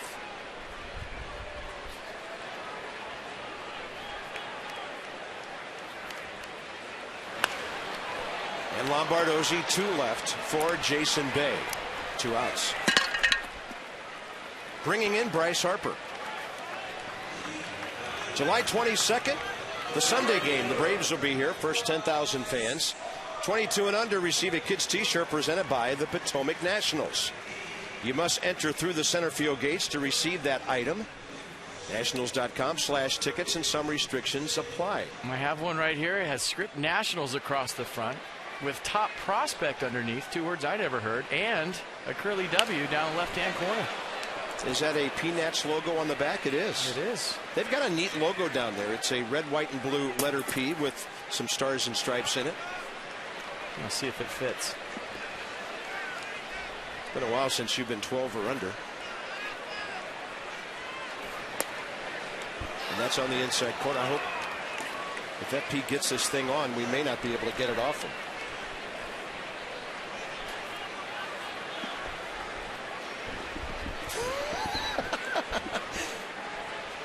You look like a junior in high school trying to impress the girls at summer camp with that thing on. It fits right over my Masson polo. We are ready. I got my kids' rally shirt on. Oh, boy. 2 balls and 2 strikes as Harper holds up on that one. I've never seen you look so curvaceous. Fits perfect.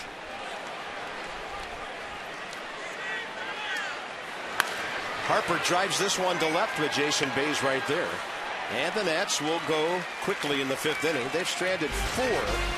And on to the 6th inning. The Mets lead 9-1.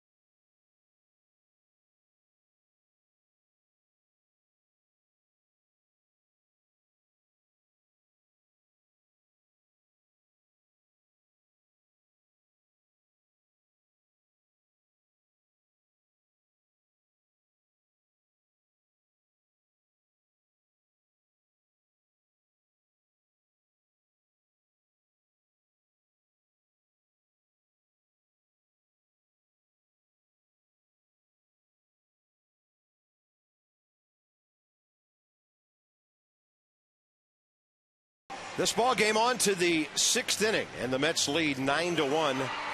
As we thought, the Nats might start giving some guys time off. Tomorrow night, Steven Strasburg and Tommy Hanson, John Lannon, Edwin Jackson go in the split doubleheader on Saturday, and then Ross Detweiler on Sunday.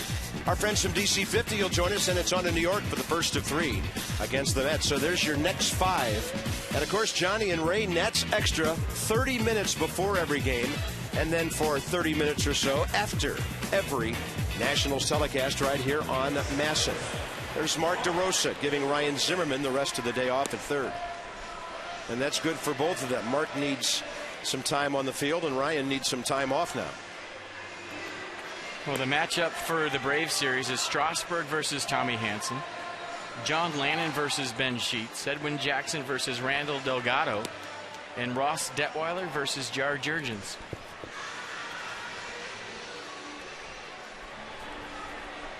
And the Nats against the Braves this year, by the way, the same record they have currently against the Mets, 6-2, including a 2-game split here earlier when 1 game was rained out. So there are still a couple of rainouts to make up, and one of those will be Saturday at 1 o'clock.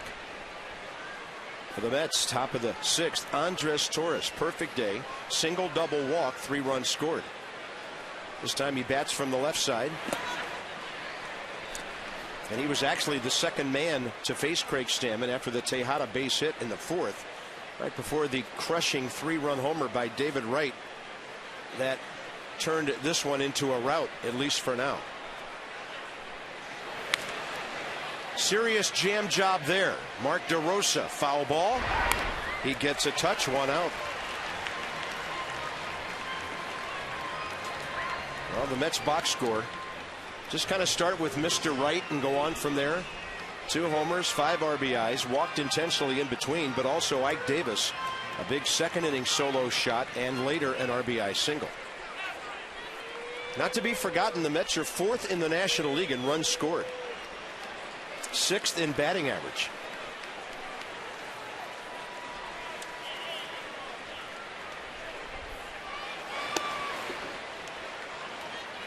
So David Wright, batting average now up to 355. Melky Cabrera started the day, and he has a hit today. He's at 354. Andrew McCutchen, 369. He has the day off. Here's an AT&T fact of the game for you. Look at that. Only 6 games all year has he not been on base. That's amazing. His on-base percentage, 2nd in the league, came into today at 441, so it's up around 450 now. Joey Votto's on the DL. His is 465. That's a lot of nights with good sleep for David Wright. Whew. You go over, you toss and turn, you think about your at-bats all night. 6 times this year, David Wright has went home and thought, I didn't have a good game. The rest of the time, he's done something to help his club. I used to joke about that all the time with Tony Gwynn.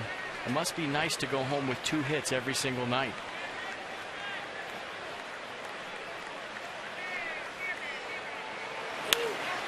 Popped him up. Save this piece of tape, guys. David Wright made it out. 2 down. Coming into that at bat in this series, he was 7 for 11. The bases are empty for Scott Hairston now.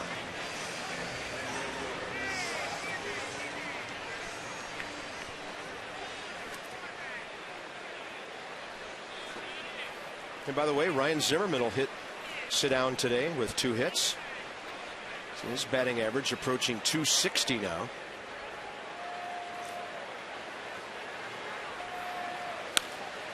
And there's another pop fly to the right side. Bryce Harper right there. A 1-2-3 inning. The first time that has happened for a Nats pitcher today.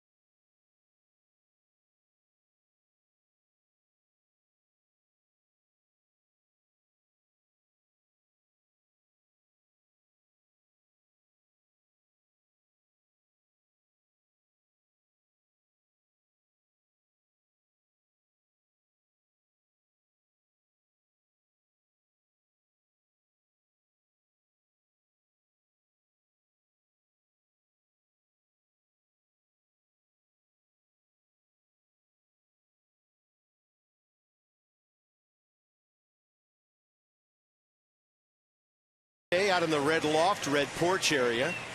But it's a day, really. 90 degrees of game time and getting warmer to be under the shade. Everybody up in the top of the red loft. It looks like it might not hold everybody at this point. There's so many people up there. And if you look at all the shade spots around the ballpark, everybody moved into them. Can't blame them. And we're in the shade up here, but we've got our fans going. It's warm today. Very muggy at the ballpark. Not a whole lot in the Nationals box score other than a home run swing by Ryan Zimmerman with 2 outs in the first inning. Ryan with a rocket to the end of the bullpen, first row up there in left center for his 11th of the year, 44th RBI. So here in the 6th, Mark DeRosa, who came in to replace Ryan at third, will get an AB. And I think that was a knuckleball at 85. That's pretty hard for a knuckleball. Yeah, it tailed at the end. It might have been a fastball, but fair ball. Mark DeRosa has a base hit. He's now 1 for 2 career against R.A. Dickey, checking in with a leadoff double here in the 6th. And don't forget about DeRosa off the bench the other night. A big walk, stole second base, scored on the Lombardozzi single to left, and off the bench again doing something to help the ball club. These at-bats in a 9-1 game, when you come off the bench, they're for yourself. Most at-bats are for your team, but when you don't play a lot, you have to be selfish. You go up there and work on something. And the fact that you can get on the board with a knock in a game where there's only been 4 for your ball club up until that point, it's a nice job by DeRosa. Ground ball right side. Adam LaRoche thrown out by Justin Turner from short right field, and Mark DeRosa to third base with 1 out. Well, Terry Collins doing some shifting of his own. Kurt Neuenhuis, after a torrid start to his major league career, batting .262 now, and this will be his first appearance of this series. Replaces Scott Hairston in right field.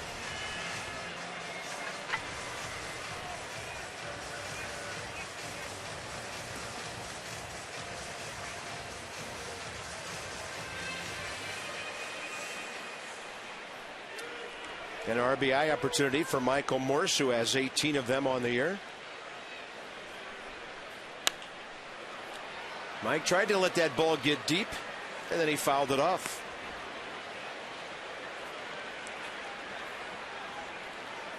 R.A. Dickey looking for his 54th career win today and his 13th of the year. Getting great run support in his quest to go 13-1.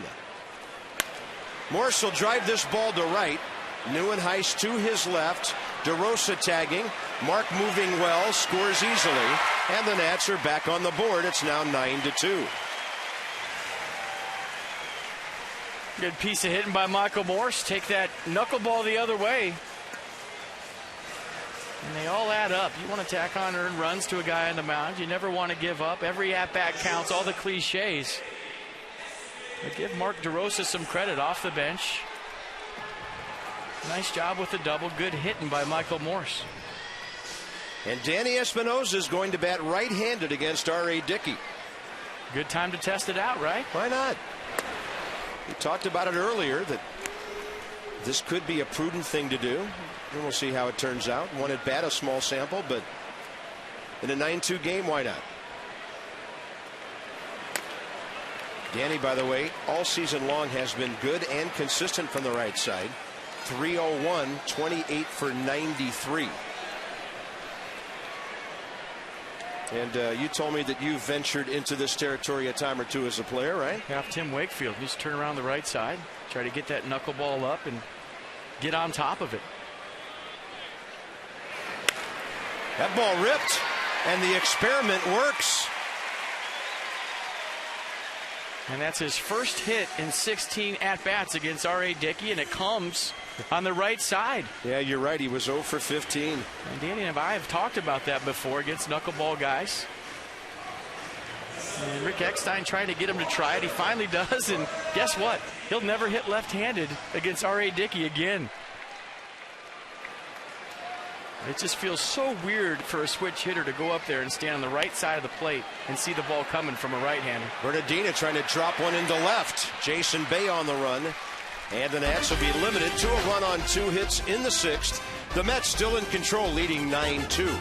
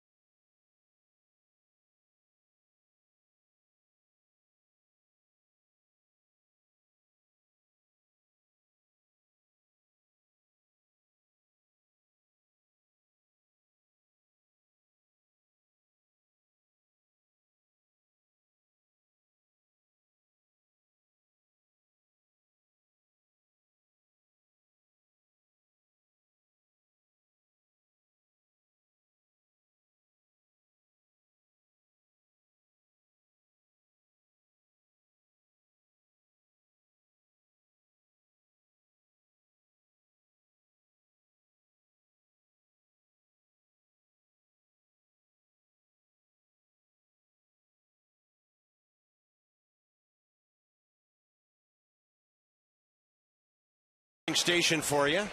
Little mister with the fan. By the way, the Nats have certain meeting rooms around the ballpark designated on these hot days as cooling stations where you can go and get a little water and cool off.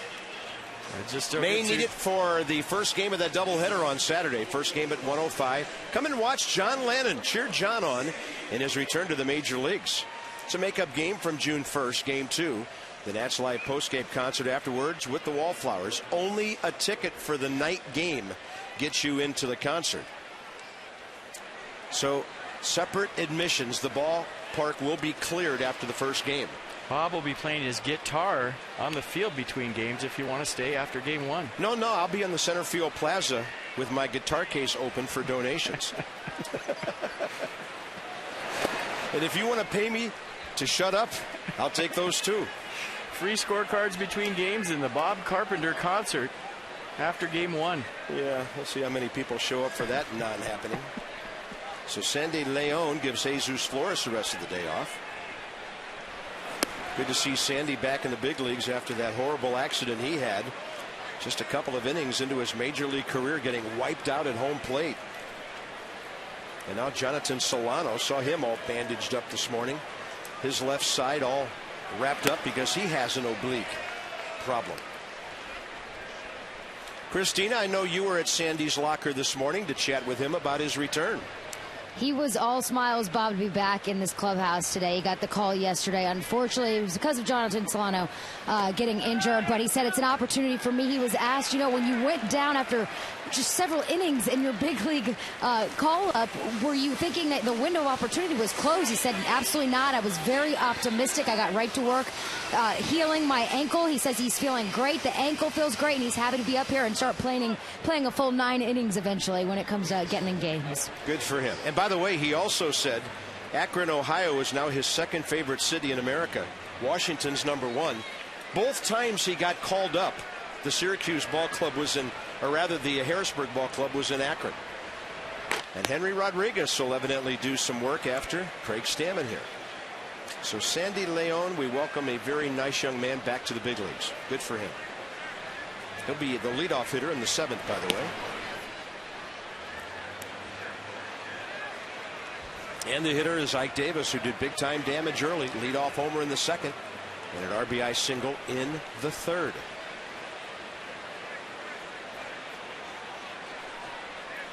The Giants are batting in the top of the 9th at Atlanta. I know FP's keeping track of that game as well. It's 3-2.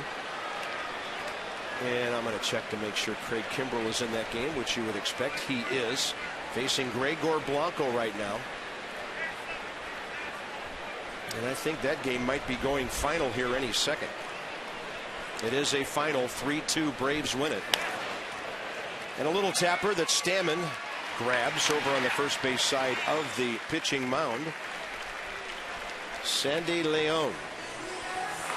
So you wait your whole life to get to the big leagues, and this happens to you. A collision at home plate. Clean shot from Headley. But after the injury to Wilson Ramos, seeing that, it was almost too much for everybody to take, especially in your major league debut. But all's well that ends well. Sandy Leon back in the big leagues and healthy. Yeah, that happened in the 4th inning. He had one at bat, was called out on strikes in the 2nd. And then the Nats, with Craig Stammen getting the win in relief, came back to win that game 8-5.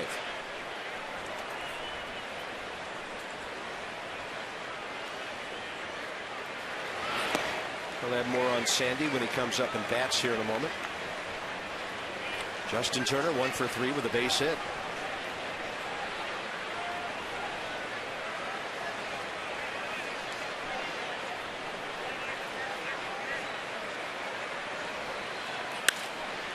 And a drive to the gap. Turner's going to be 2 for 4. Bernardino will have to chase it down. Runner at second, 2 outs. And Justin Turner having a big day. First time up, hit a line drive to right field for an out. And his 3rd time up, a single. 4th time double. Finding the barrel today. Good short swing, gets a slider right out over the plate and splits the difference between Bernardino and Morse in the outfield. Davey Johnson will come out and make a pitching change. Craig Stammen will pitch the equivalent of 3 innings, getting this game into the 7th, and the Mets on top 9-2.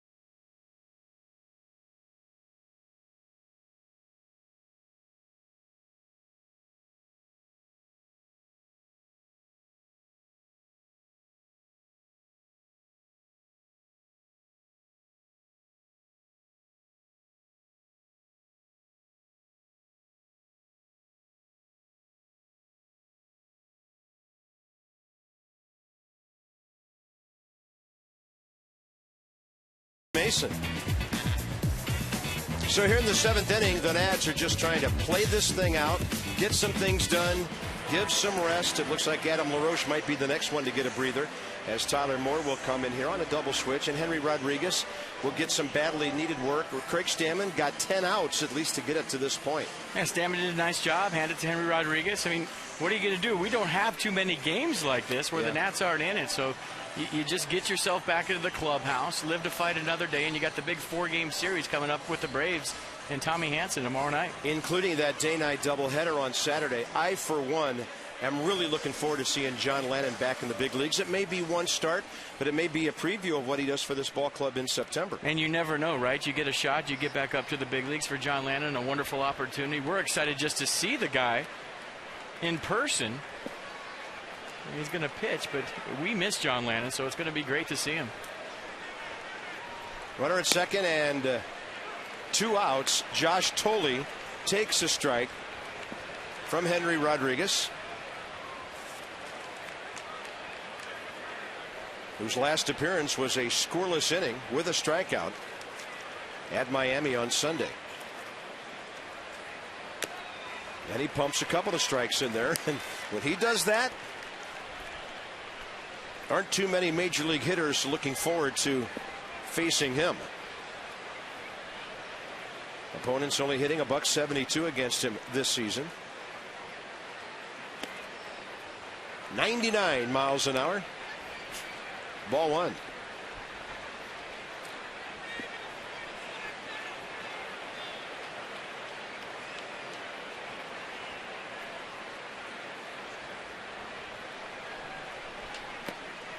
Goes with a breaking ball, and the count's even 2-2.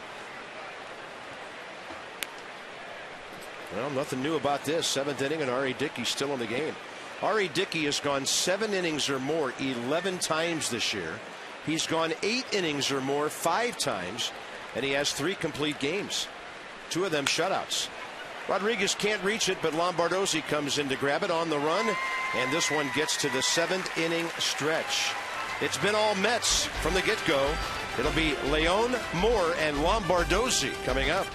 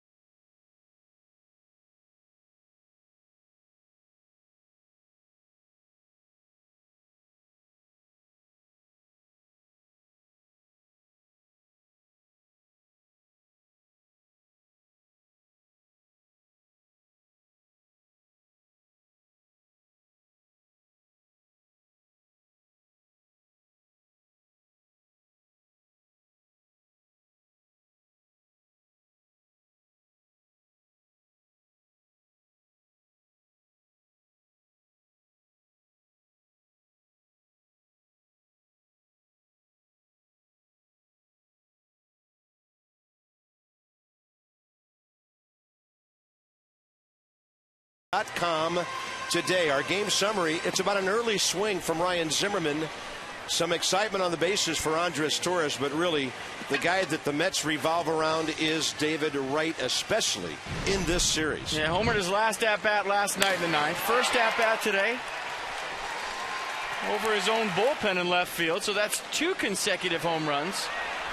And how about the feed right there on the 5-4-3 double play? A little backhand job, then he comes up after a walk and homers again, this one to center field. So 3 straight at-bats with a home run for David Wright.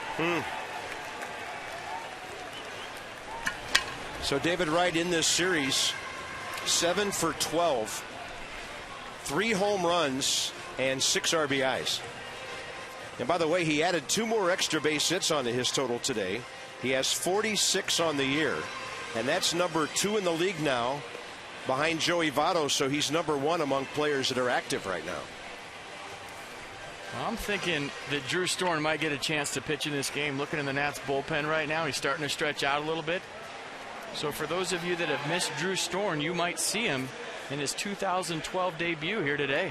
Yeah, and maybe one more inning for Henry Rodriguez, and then Drew Storn, they'll say, hey, it's the 9th inning. Go pretend it's 3-2, not 9-2. Here's the switch hitting catcher, Sandy Leon, who got 1 major league at bat before getting hurt in that game against the Padres. Sandy's 23 years of age, from Maracaibo, Venezuela. The Nats signed him at the age of 17 in 07, and in 5+ years in the minor leagues, he's hit just under 250. This year he was hitting .319 with 12 RBIs and 10 doubles in 27 games at AA Harrisburg when he was called up May 13th. That's when Wilson Ramos was hurt, and Sandy Leon has his first major league hit. A clean single up the middle, and the dugout will be calling for the baseball. He's now a .500 hitter. Now that was cool. Ike Davis just handed it to Sandy Leon at first base. Sandy hands it to Trent Jewett. And Randy Knorr will have it in the dugout for a while, and then the clubhouse guys will take care of the rest. This just never gets old, seeing guys get their first big league hit on a knuckleball off R.A. Dickey in the 7th inning. After all that he's went through, big league debut, the injury coming back, that's sweet. Congratulations, Sandy Leon.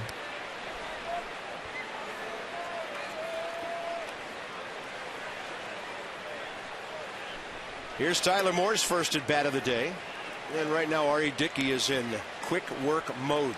He goes 2-0. Only 80 pitches in his first 6 innings, 56 of them strikes.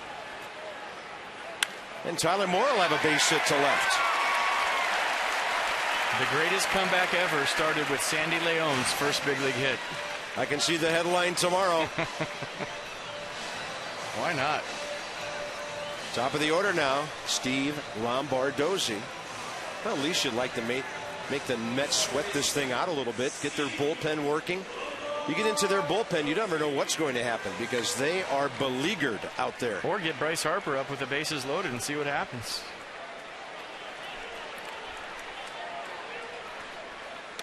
Way upstairs. You'd be asking a lot from your napkin today, but why not?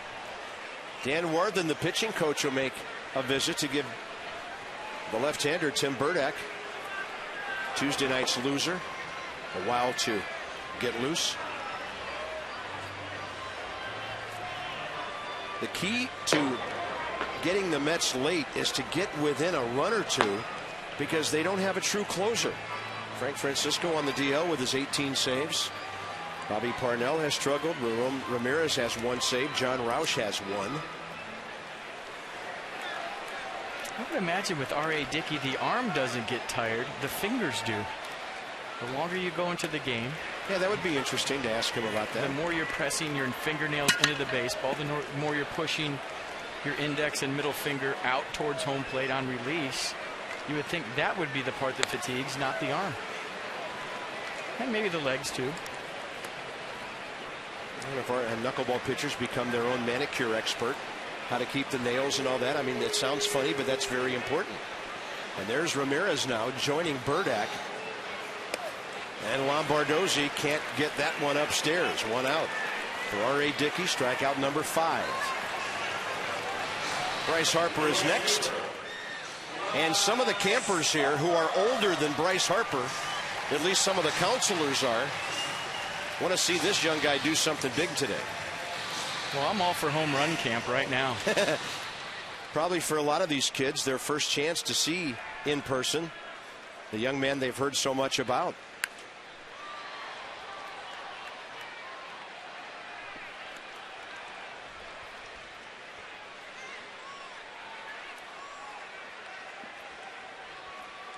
(9-2) Mets. That could change in a hurry. Ball gets away. The runners will move up.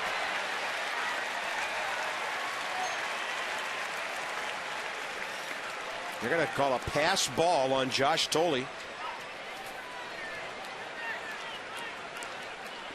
And check out the knuckleball from Dickey. Starts up in the zone. Look at Bryce trying to rise up to get on top of that. And realizing that one ain't coming down. Off the glove of Thole. Off the arm of Carlson to the backstop. Harper with a little dribbler. Dickey, he's going to come home. Out is Sandy Leon.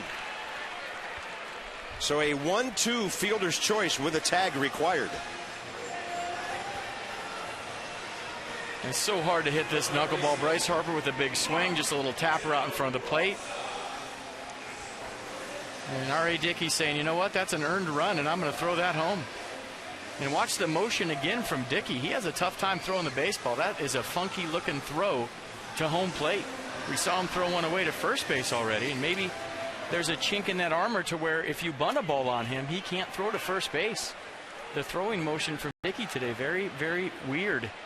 First and third now, 2 outs, and the hitter is Mark DeRosa, who doubled down the line, and Ian Desmond is on deck because that's the pitcher's spot.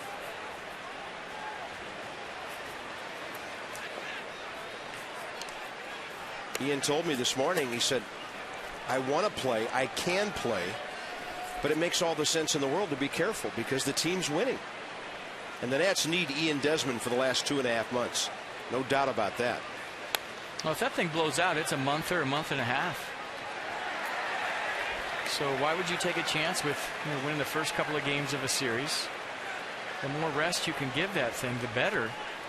But once those go, they go, and you feel them the rest of your life. It's like a built-in thermometer in the back where your ribs are. Every time it gets cold, you feel that oblique. 1 ball and 2 strikes. DeRosa, smart hitter, great knowledge of the strike zone, takes it upstairs.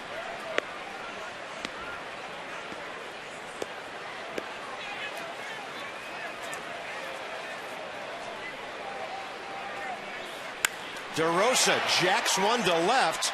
Going back is Bay, and halfway onto the track, he grabs it. The Nats leave 2. They've stranded 7 today. Into the 8th inning now. 9-2 New York.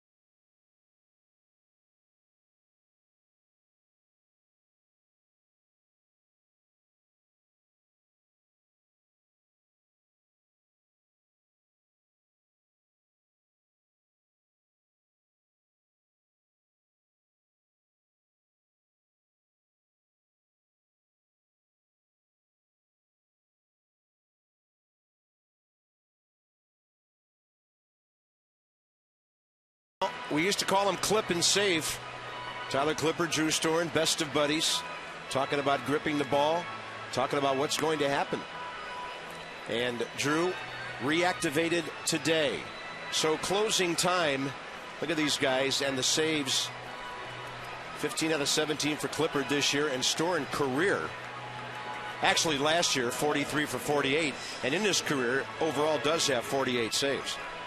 And discover Kia's full lineup of high quality, stylish, and dependable vehicles. To learn more, visit kia.com. And I'm hoping Drew gets a chance to pitch today. Looking forward to it. R.A. Dickey leads off the 8th inning. So he's gone at least 7 for the 12th time this year. He's thrown 99 pitches. Given the Nats 1 run on 8 hits. Henry Rodriguez throws one by him, and R.A. was swinging for his first major league home run right there. Well, he better start swinging right now if he wants to hit it. I think the best thing he could do is swing right now and go sit down. He'll pop it up. And the call made by Lombardozzi for the first out here. Top 8. When you are out of the market, away from D.C., Maryland, or Virginia, take the Nats with you, live online on your favorite device and HD quality as well. MLB.tv. Visit Nationals.com for more details and to order. It is baseball everywhere. A lot of people are asking me what the move is going to be for John Lannon pitching that doubleheader. You could have 26 guys on the roster now. I think that's a great rule. I do too. You know, they used to have to send somebody down for a day. Not that he went down, he'd stay with the ball club and then reactivate him like the next day. But that uses up options on guys. Henry makes a good play on Ruben Tejada. So no move has to be made for the doubleheader on Saturday. Nice. Plus the Nats will have an 8-man bullpen for the weekend against the Braves. 5 righties with the addition of Storen. And then all the lefties stay.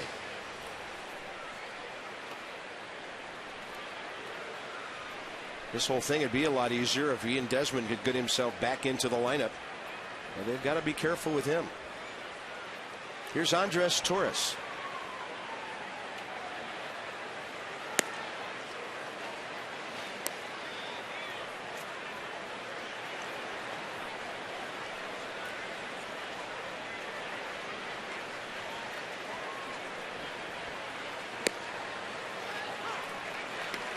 A 34-year-old switch hitter from Puerto Rico, who was a big part of the Giants' run to the World Series 2 years ago. He hit .318 in the series, and there's Drew getting ready for the 9th.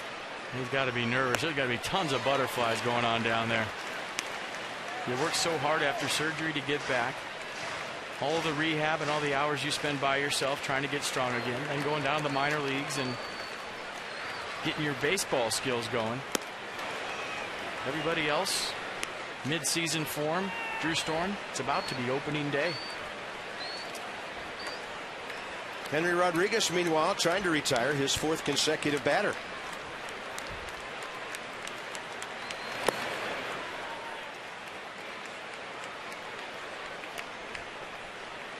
And if he doesn't,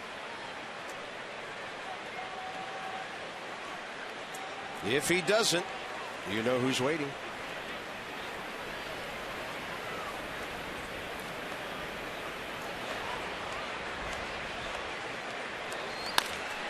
To Hopper, Lombardozzi. Henry Rodriguez, a nice outing. Nobody hit a ball out of the infield on him in an inning and a third. Bottom of the 8th, straight ahead.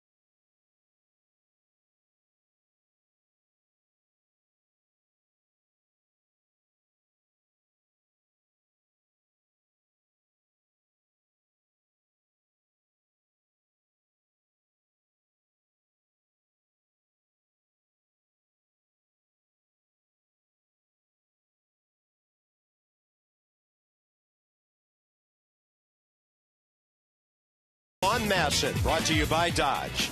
Go to Dodge.com or visit your local Dodge dealer today, even if you have to take the water taxi to see them.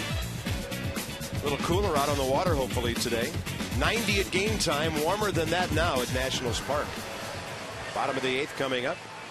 Ian Desmond will hit for Henry Rodriguez, Michael Morse, Danny Espinosa to follow. And if the Nat goes deep today, like Ryan Zimmerman did, $200 to the Children's National Medical Center from your Washington area Lexus dealers.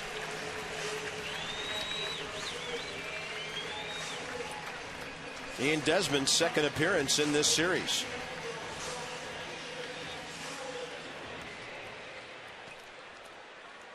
Well, let's see if he goes to hacking right here, like he normally does.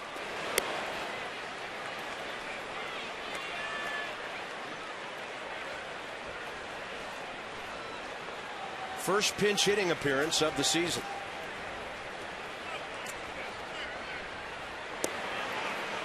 Ian against R.A. Dickey, career 3 for 19.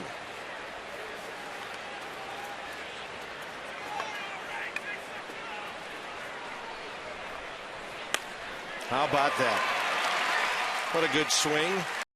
So Ian Desmond, 102nd hit of the year in 353 at bats. So you want to take some positives out of today. You're about to see Drew Storn in the 9th inning. And how about Ian Desmond off the bench? That swing was perfect. Now hitting 289, by the way. So you miss a few days. How's the oblique feeling? Easy for me to say, Ian. Pretty good. How's that stomach muscle feeling? Good swing by Desmond and just another lousy single. Isn't that great? Right under 290 is Ian Desmond. Here's Michael Morse, 0 for 2 with a sac fly today.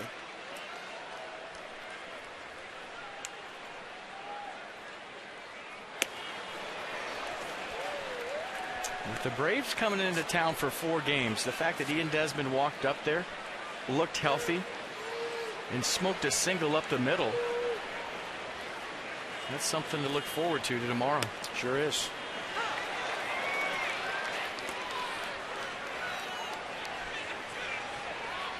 Marlins, by the way, have been underway at Chicago for a while, behind Mark Burley, and they are scoreless in the bottom of the 3rd at Wrigley Field.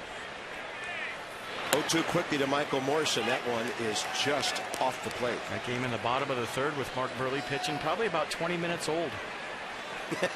He's quick, isn't he? We had him after 4 innings with 15 minutes total mound time after 4 innings. Yeah, he spent all those years with the White Sox. He sent some folks home on the south side before they were used to.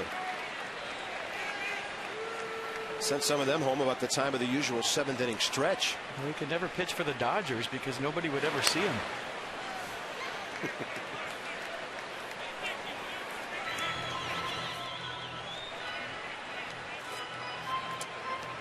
Danny Espinosa, base hit last time, batting right-handed against R.A. Dickey.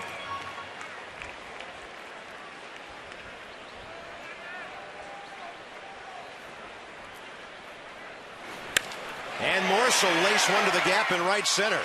Ian Desmond approaching 3rd. He's just kind of running under control. Bo Porter will send him. He'll score standing up. And Michael Morse has a 2 RBI day. 20 on the year for him, and it's a 9-3 game. 6 outs. A lot of outs still to get for the Mets. A great swing right here from the Beast. You look at the knuckleball just hanging right out over the plate. A little dip at the end, but the dip was right onto the big barrel of Morse.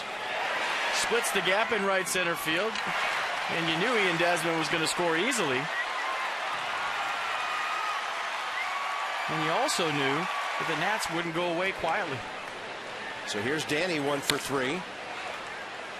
The Nats score another run or 2 quickly. This thing gets interesting in a hurry. Still nobody out here in the 8th. Bernardina next. Mets bullpen is hot.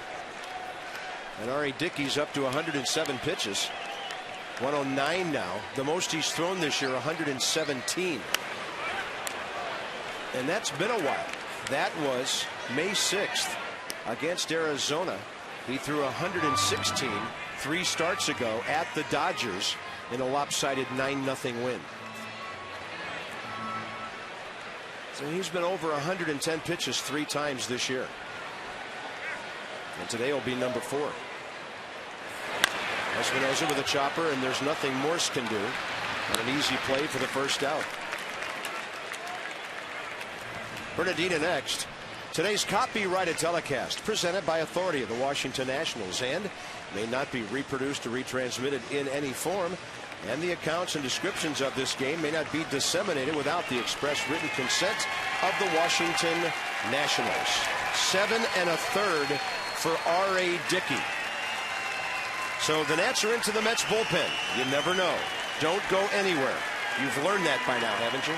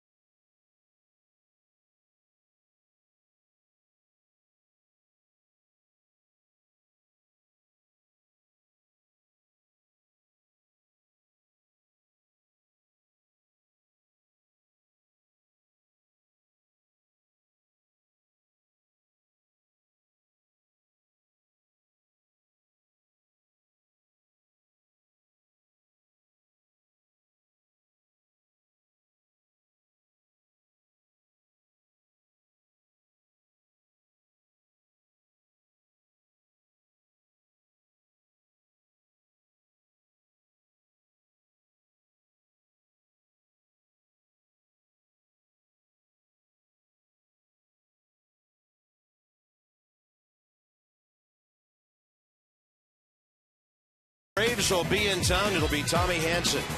5-1 in his last 8 starts. The Nats have handled him pretty well in the past. He's 10-5. Steven Strasburg's 10-4. And against the National League East, Strasburg is 4-1 with a 2.31. Ian Ray, Nats Extra, 6:30. FP&I from the booth at 7. First pitch right around 7:05 tomorrow night. 4-game series with the Braves, who will only be 3.5 back of the Nats unless the Nationals can continue this steady workman-like comeback they're trying to engineer here this afternoon.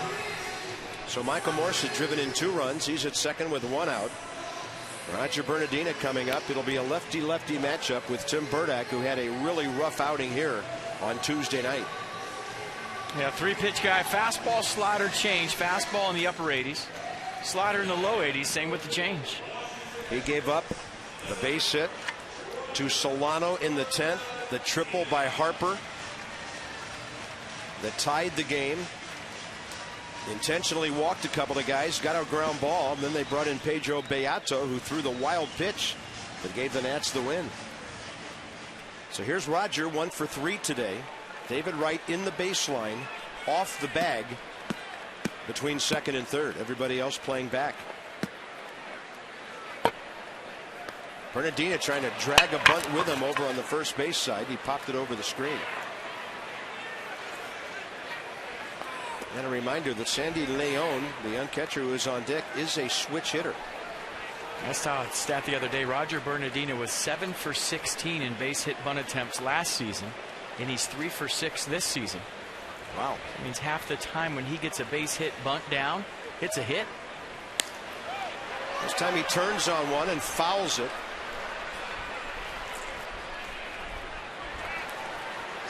Yeah, at this point in the game, you need base runners. Anything you can do to get on base. Everybody going up there with a leadoff hitter mentality.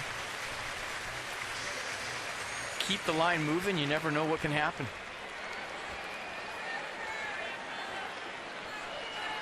Their other lefty, Josh Edgin, is throwing.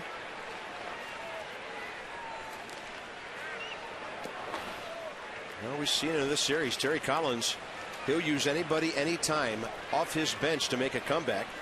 And I would assume he'll do the same to hold on to a lead in a very important salvage game for him and his ball club.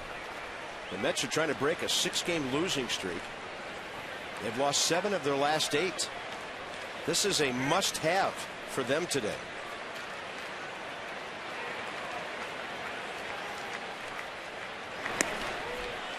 Bernardina strikes out. 2 down. Yeah, that's the slider right there. Pretty good one. Started it out over the plate, broke it off the outer half. And Bernardina looked like he might have been in pull mode right there. Maybe thinking he was going to throw that slider in. He broke it off away. First strike, 3. Leon, first major league hit, batting left-handed up the middle last time up. Went to third on a pass ball and then was thrown out. Tagged at the plate on a ground ball by Bryce Harper.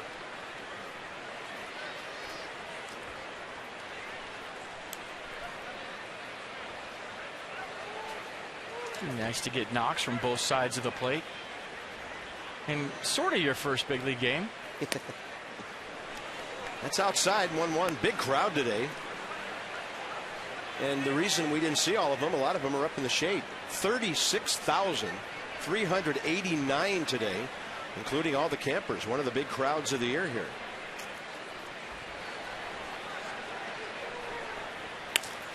And Leon pulls it, and Bo Porter skips out of the way. Quickly, 1 ball, 2 strikes. Don't forget to text 29292. Actually, text Nationals to that number. Starting lineups, in-game updates, and team coverage you can't afford to miss. Masson Mobile Alerts, 29292.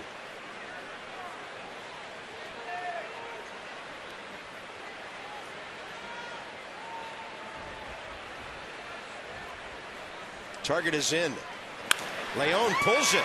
David Wright, what else is he going to do today? But the ball gets away, and the Nationals will score. David Wright's throw tailed to the outfield side. It's 9-4. Game getting sloppy for the Mets right now, and Terry Collins going to come out and get his lefty. That was the last pitch he's going to throw today. Good play by Wright to backhand that hard hit ball off the bat of Leon, but the throw went wide to first base. And it kind of looked, watch the end of this play. This looked pretty catchable for Ike Davis. It just kind of skipped right off the bottom of his glove. That might be an E3. Usually it goes to the guy throwing the baseball, but that's in plenty of time. It's in the air. And Ike Davis just missed that. And the door still open a crack in this one for the Nationals. So R.A. Dickey will be charged with that run. That last one will be unearned. It has been called an error. And so here comes another Mets reliever. Looks like Ramon Ramirez.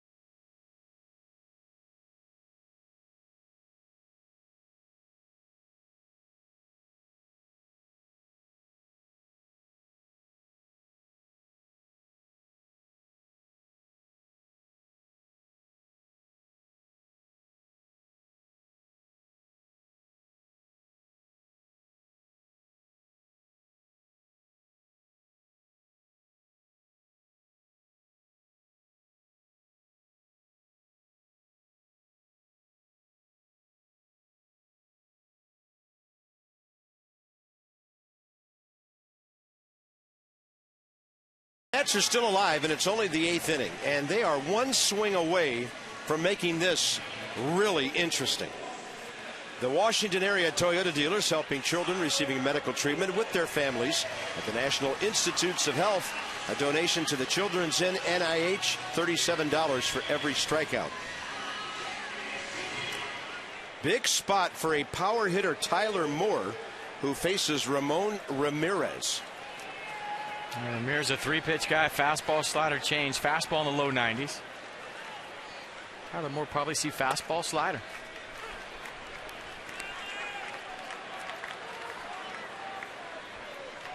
Ramirez pitched 2/3 of an inning. Got a couple of guys in the 8th inning, Espinoza and Flores on Tuesday night. First time Tyler Moore ever faces him. And he gets a swinging bunt, and that's a base hit. And that's a beautiful thing. I mean, you need base runners at this point in the game. Doesn't matter how it looks or how you get to first.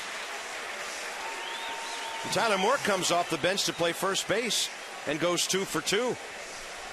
Hard to believe, but the tying run is in the hole here as Lombardozzi comes up to bat. Not quite on deck. And here comes Terry Collins again. Terry Collins needs a W so bad that he is pulling all the strings, pulling all the stops, using everybody in his bullpen. All hands on deck for the Mets here in the 8th inning. Yeah, evidently Harvey Holstaff is available today. And Lombardozzi will simply turn around and bat right-handed.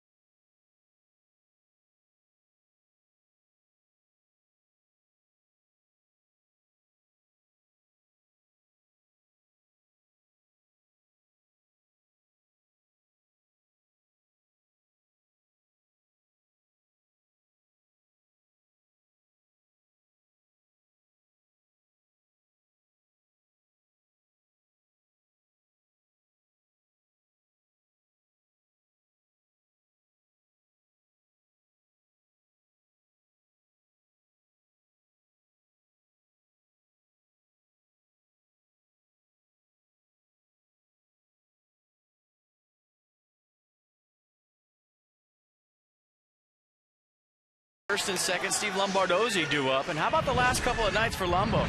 8th inning in the first game of the series. A clutch single off the guy he's about to face right now. That made it 2-0. And how about last night, the big blow that turned out to be the difference from the left side of the plate this time off Miguel Batista. A little shopping at the gap for 2 RBIs. That made it 4-1. So right man in the right spot right now for the Nationals. Yeah, Lombardozzi doubled a couple of nights ago against this left-hander. So Terry Collins employing his 4th pitcher of this inning. Dickey, Burdack, Ramirez, Edgin.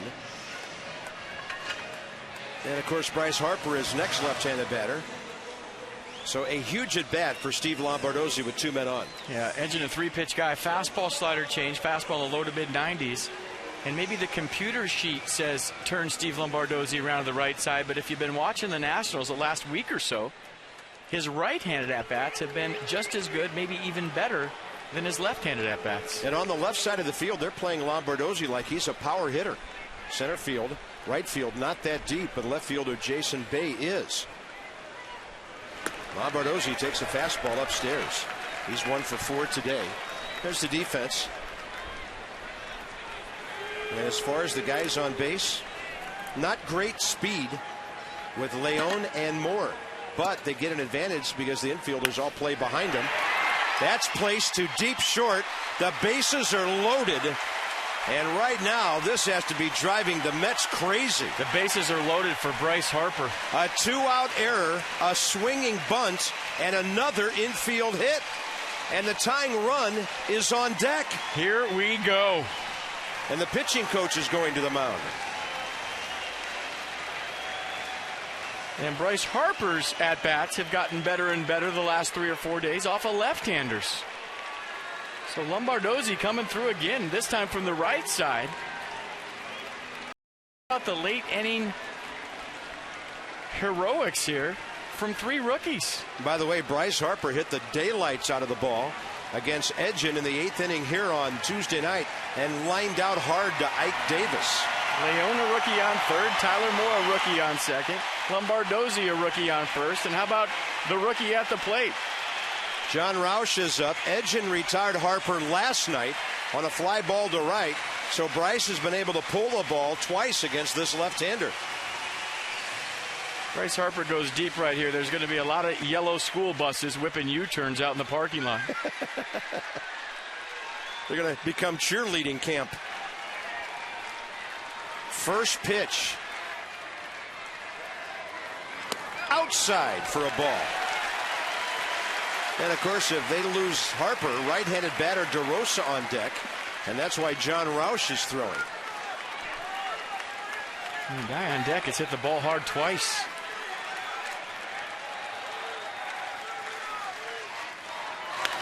He gets jammed, flares it to right center, and that ball is caught by the running Kirk Neuenhuis. So Edgin has retired Harper 3 times in this series, and the Nats are down by 5 after 8.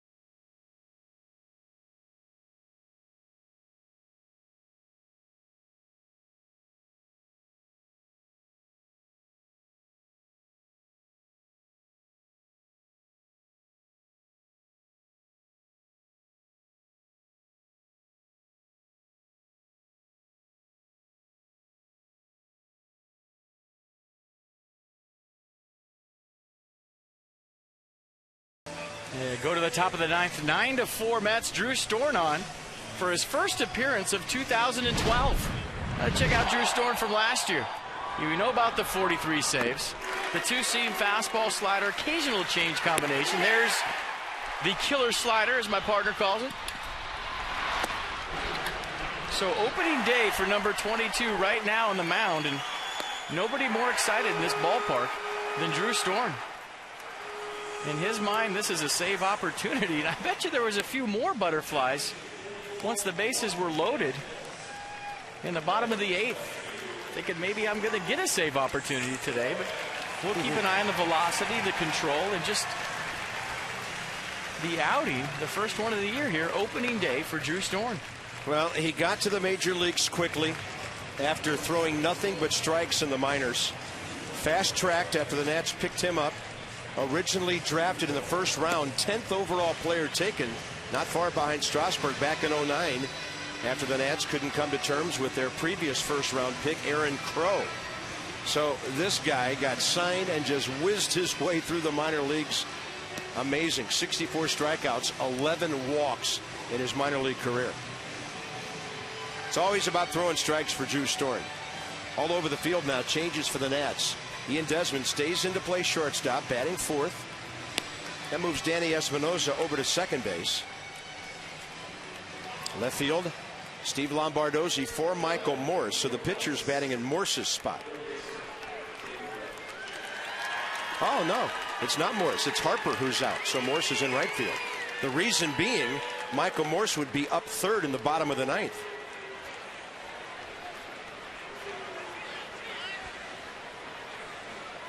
Even the games that seem like they're out of hand turn out to be extremely interesting with this club. David Wright, Drew Storen's first batter. And he gets a two-hopper to Ryan Zimmerman, or rather Mark DeRosa. Wide throw, Tyler Moore goes out to grab it for the out. Johnny and Ray in the yard, and when this one's over, tune into the Nats Extra Postgame Show presented by W.B. Mason.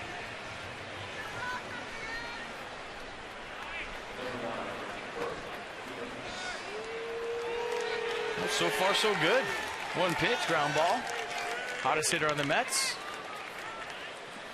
And the first at bat of the series for Kirk Neuenhuis, who's hitting .262 with 7 homers, 27 RBIs. Came into play right field a couple of innings ago. This guy was on fire when the Nats saw him earlier. But the league has made some adjustments to this 24-year-old rookie out of Santa Monica, a third-rounder 4 years ago.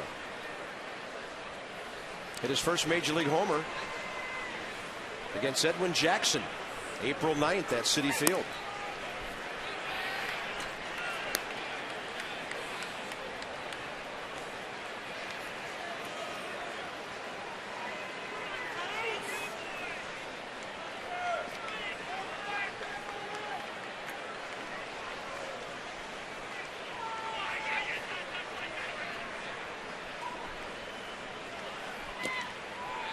And that might have been a changeup from Drew right there. 84 miles an hour, 2 seam fastballs down in the zone. One for a strike, one for a ball. And he's been working on the changeup. He might have had a little stumble there with his stride foot on the mound. Caught a cleat.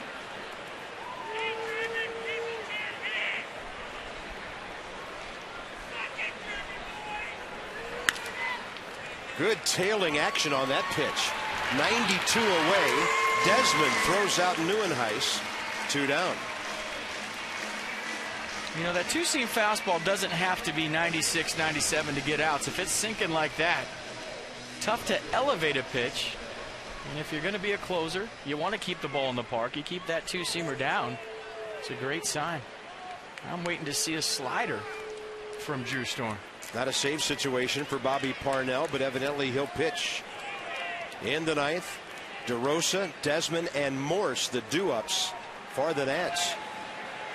They really turned that lineup over thanks to that 2-out error by David Wright.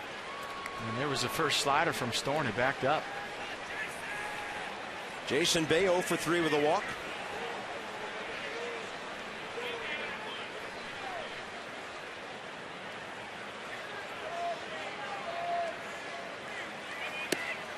And that fastball almost chased him right out of the batter's box.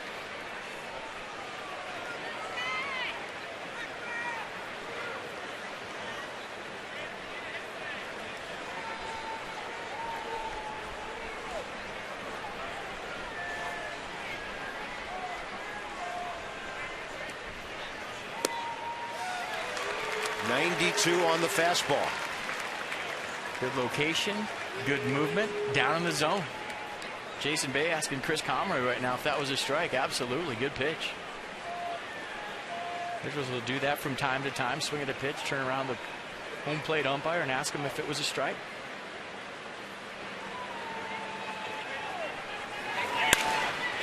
It's pretty well hit out to right center. Hanging up, though, Roger Bernardina in front of the scoreboard.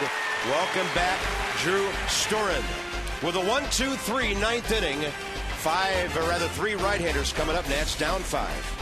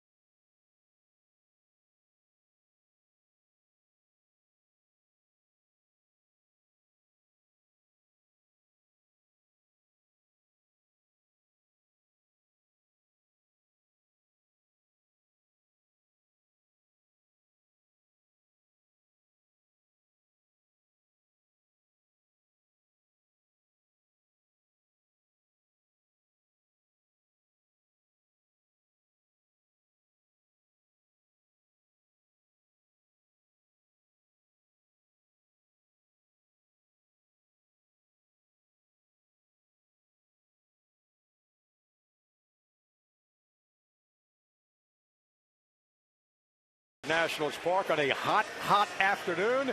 Our Nets Extra Postgame Show is coming up, presented by WB Mason. Johnny Holiday, Ray Knight will be with you.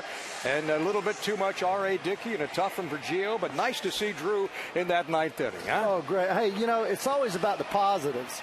And Drew Storen coming back is huge. Zimmerman getting some time off. Desi coming into the game late. Surprising. That means I think he's going to be ready for the Atlanta series, hopefully. And a little bit too much David Wright, too. Well, you're not kidding. 5 RBIs and 2 home runs. We will break it down as best we can after the ball game is over. Let's send you back upstairs with Bob and FP. Thank you, gentlemen.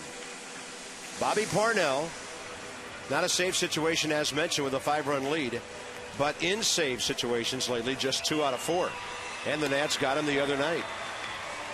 Well, Terry Collins must not be feeling real confident. He continues to warm up John Roush. This is game 7 of something for him. And a 2-pitch guy, fastball, curveball. Fastball in the mid-90s. Lots of curveballs the other night in that save opportunity from Bobby Parnell. So far, the Nats. Mark DeRosa, 1 for 2. Oh, John Roush is set out. Now it's Pedro Beato who threw the wild pitch and walked off the Nats 2 nights ago. DeRosa, 1 for 2. Desmond, 1 for 1. Michael Morse, 1 for 3 with 2 RBIs. The Nats hitters, bottom 9, down by 5.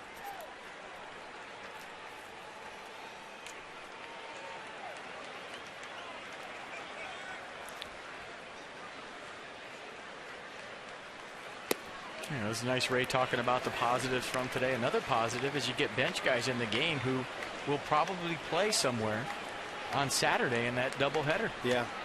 Get to see some live pitching. Mark DeRosa with 2 good at-bats today, a double and a deep fly ball to left his last time up. Yeah, Davey may elect to play Ryan Zimmerman one of those 2 games and turn over 4 ABs in the hot corner to this guy.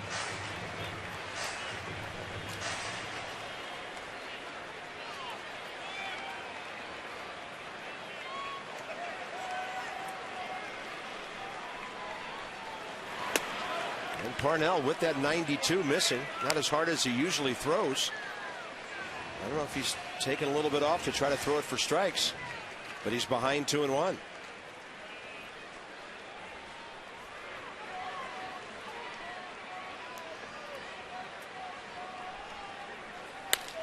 There it goes up the middle. Mark DeRosa 2 for 3. 2 for 3 with 3 good at-bats. Yeah. I'm pretty sure that's his first multi-hit game of the year. And it's a fastball right down the middle, squaring it up, right back where it came from. And I know there's people out there thinking you never know, and I know there's guys in the Nats dugout thinking you never know.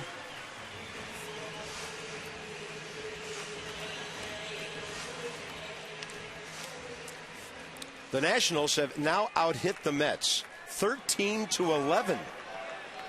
So they've refused to fold up on this day when they were down 9-1. There's another AB for Ian Desmond, who lined one up the middle last time.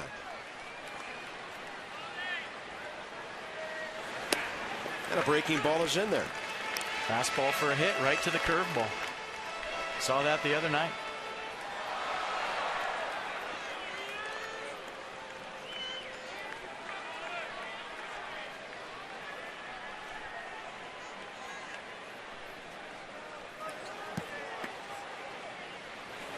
And that hits him.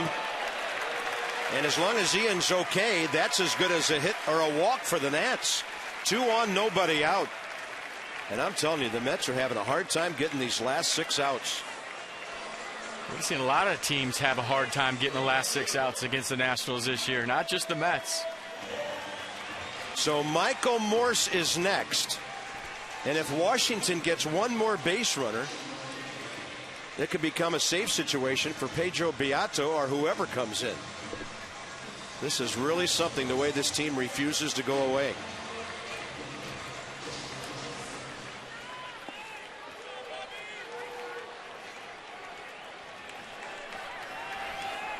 Michael Morse had a base hit the other way against Bobby Parnell in the 9th inning on Tuesday.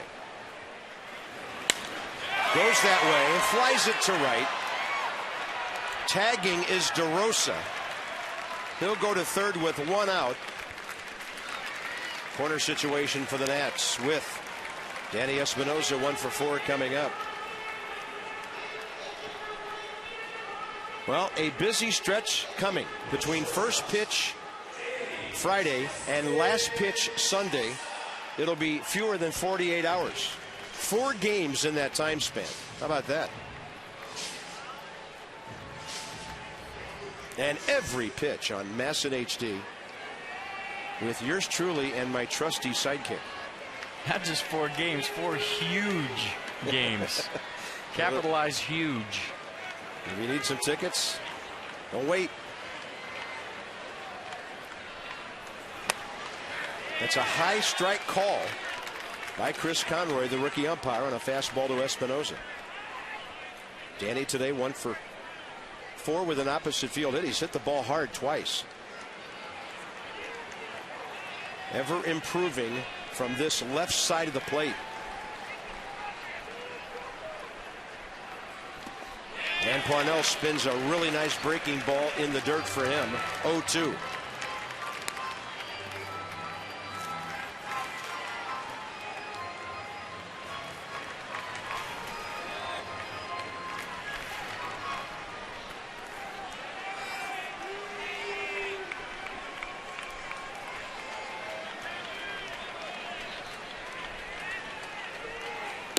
Then he goes fastball right down the middle, and Danny can walk away. 2 outs.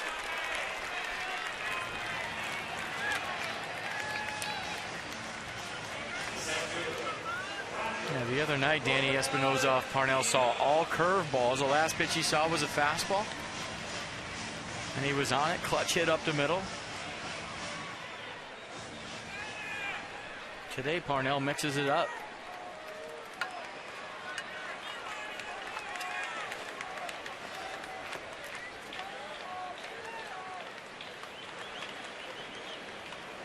Desmond runs and just goes down to second base.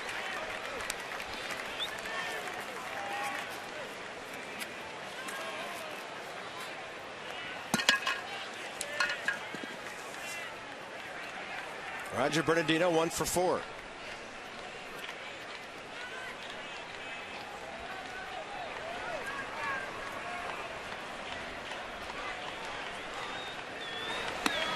And Parnell tries to go side door with the breaking ball. It stays out there.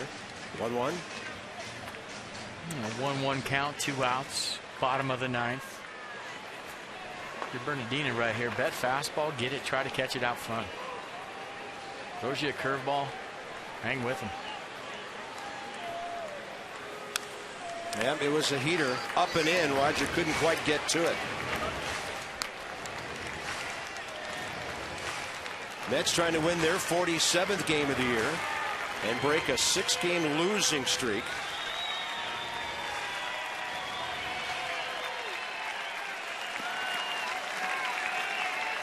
And they're 1 strike away.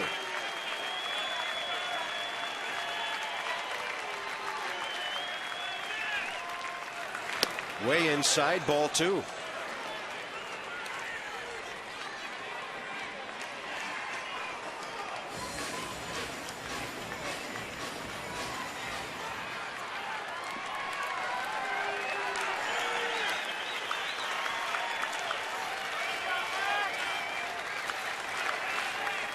Target away. Bernardino reaches out. Tries to race his way to first base. It is close. He's safe. And the Nats are still alive. A run scores. It's 9-5. And Terry Collins is coming out. He's not a happy manager. Tim Timmons on the call. Terry Collins must be thinking right now, what do I have to do to get a win? I've lost 6 in a row. Get a routine ground ball to my second baseman. I'm thinking, thank goodness we finally won a game, but not so fast. That gives Sandy Leon another chance. And the Nats again will have the tying run in the on-deck circle. You see Turner just sitting on the ball, the speed of Bernardino. We saw it happen early in the game, and he's clearly safe. I don't think this is close at all. Watch the foot of Bernardino. Ball's not even anywhere near Ike Davis. And that just might be a little frustration from Terry Collins, who's lost 6 in a row. Jim Timmons got it right. Seems like it's taken him an hour to get these last outs. Well, he's the one that made 8 pitching changes. And so here's Sandy Leon. And, of course, if he gets on base, Tyler Moore with a ton of power is next. The Mets, by the way, sat down Pedro Beato. So Desmond's at third. Bernardino with blinding speed at first. And they're playing behind him. You would expect him to go down to second base on the first pitch. If Leon can get on for Tyler Moore, you never know. There goes Bernardino. Swing and a miss, and now runners at second and third. And a base hit would make it 9-7. And when you've lost 6 in a row and you're standing on defense right now, negative thoughts are creeping into your head.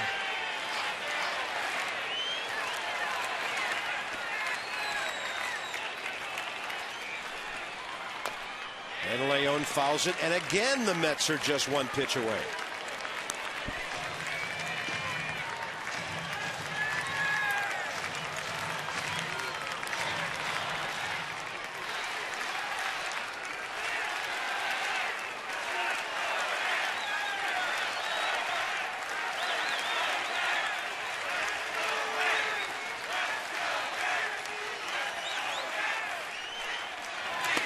Fastball up. Rookie catcher, 1 for 2 today. First major league hit 2 innings ago. So Leon comes into the game and gets at bats in 3 consecutive frames. I think if Davey Johnson got Tyler Moore to the plate, he'd be fine with whatever happened in this game. And it won't happen. The game's over. Well, the Nationals made the Mets sweat this one out when they were ahead 9-1. So that's it. Washington still wins the series. The Mets grab 1. They win it 9-5 today behind R.A. Dickey. Tomorrow night, the Braves are here, but they've got to face Steven Strasburg. Nats Extra 6:30. This has been a Masson presentation. Stay tuned now. Nats Extra brought to you by W.B. Mason is coming up next. Johnny and Ray capping off a long day here at the ballpark. And for Christina, NFP, Bob Carpenter, and so long for just a while.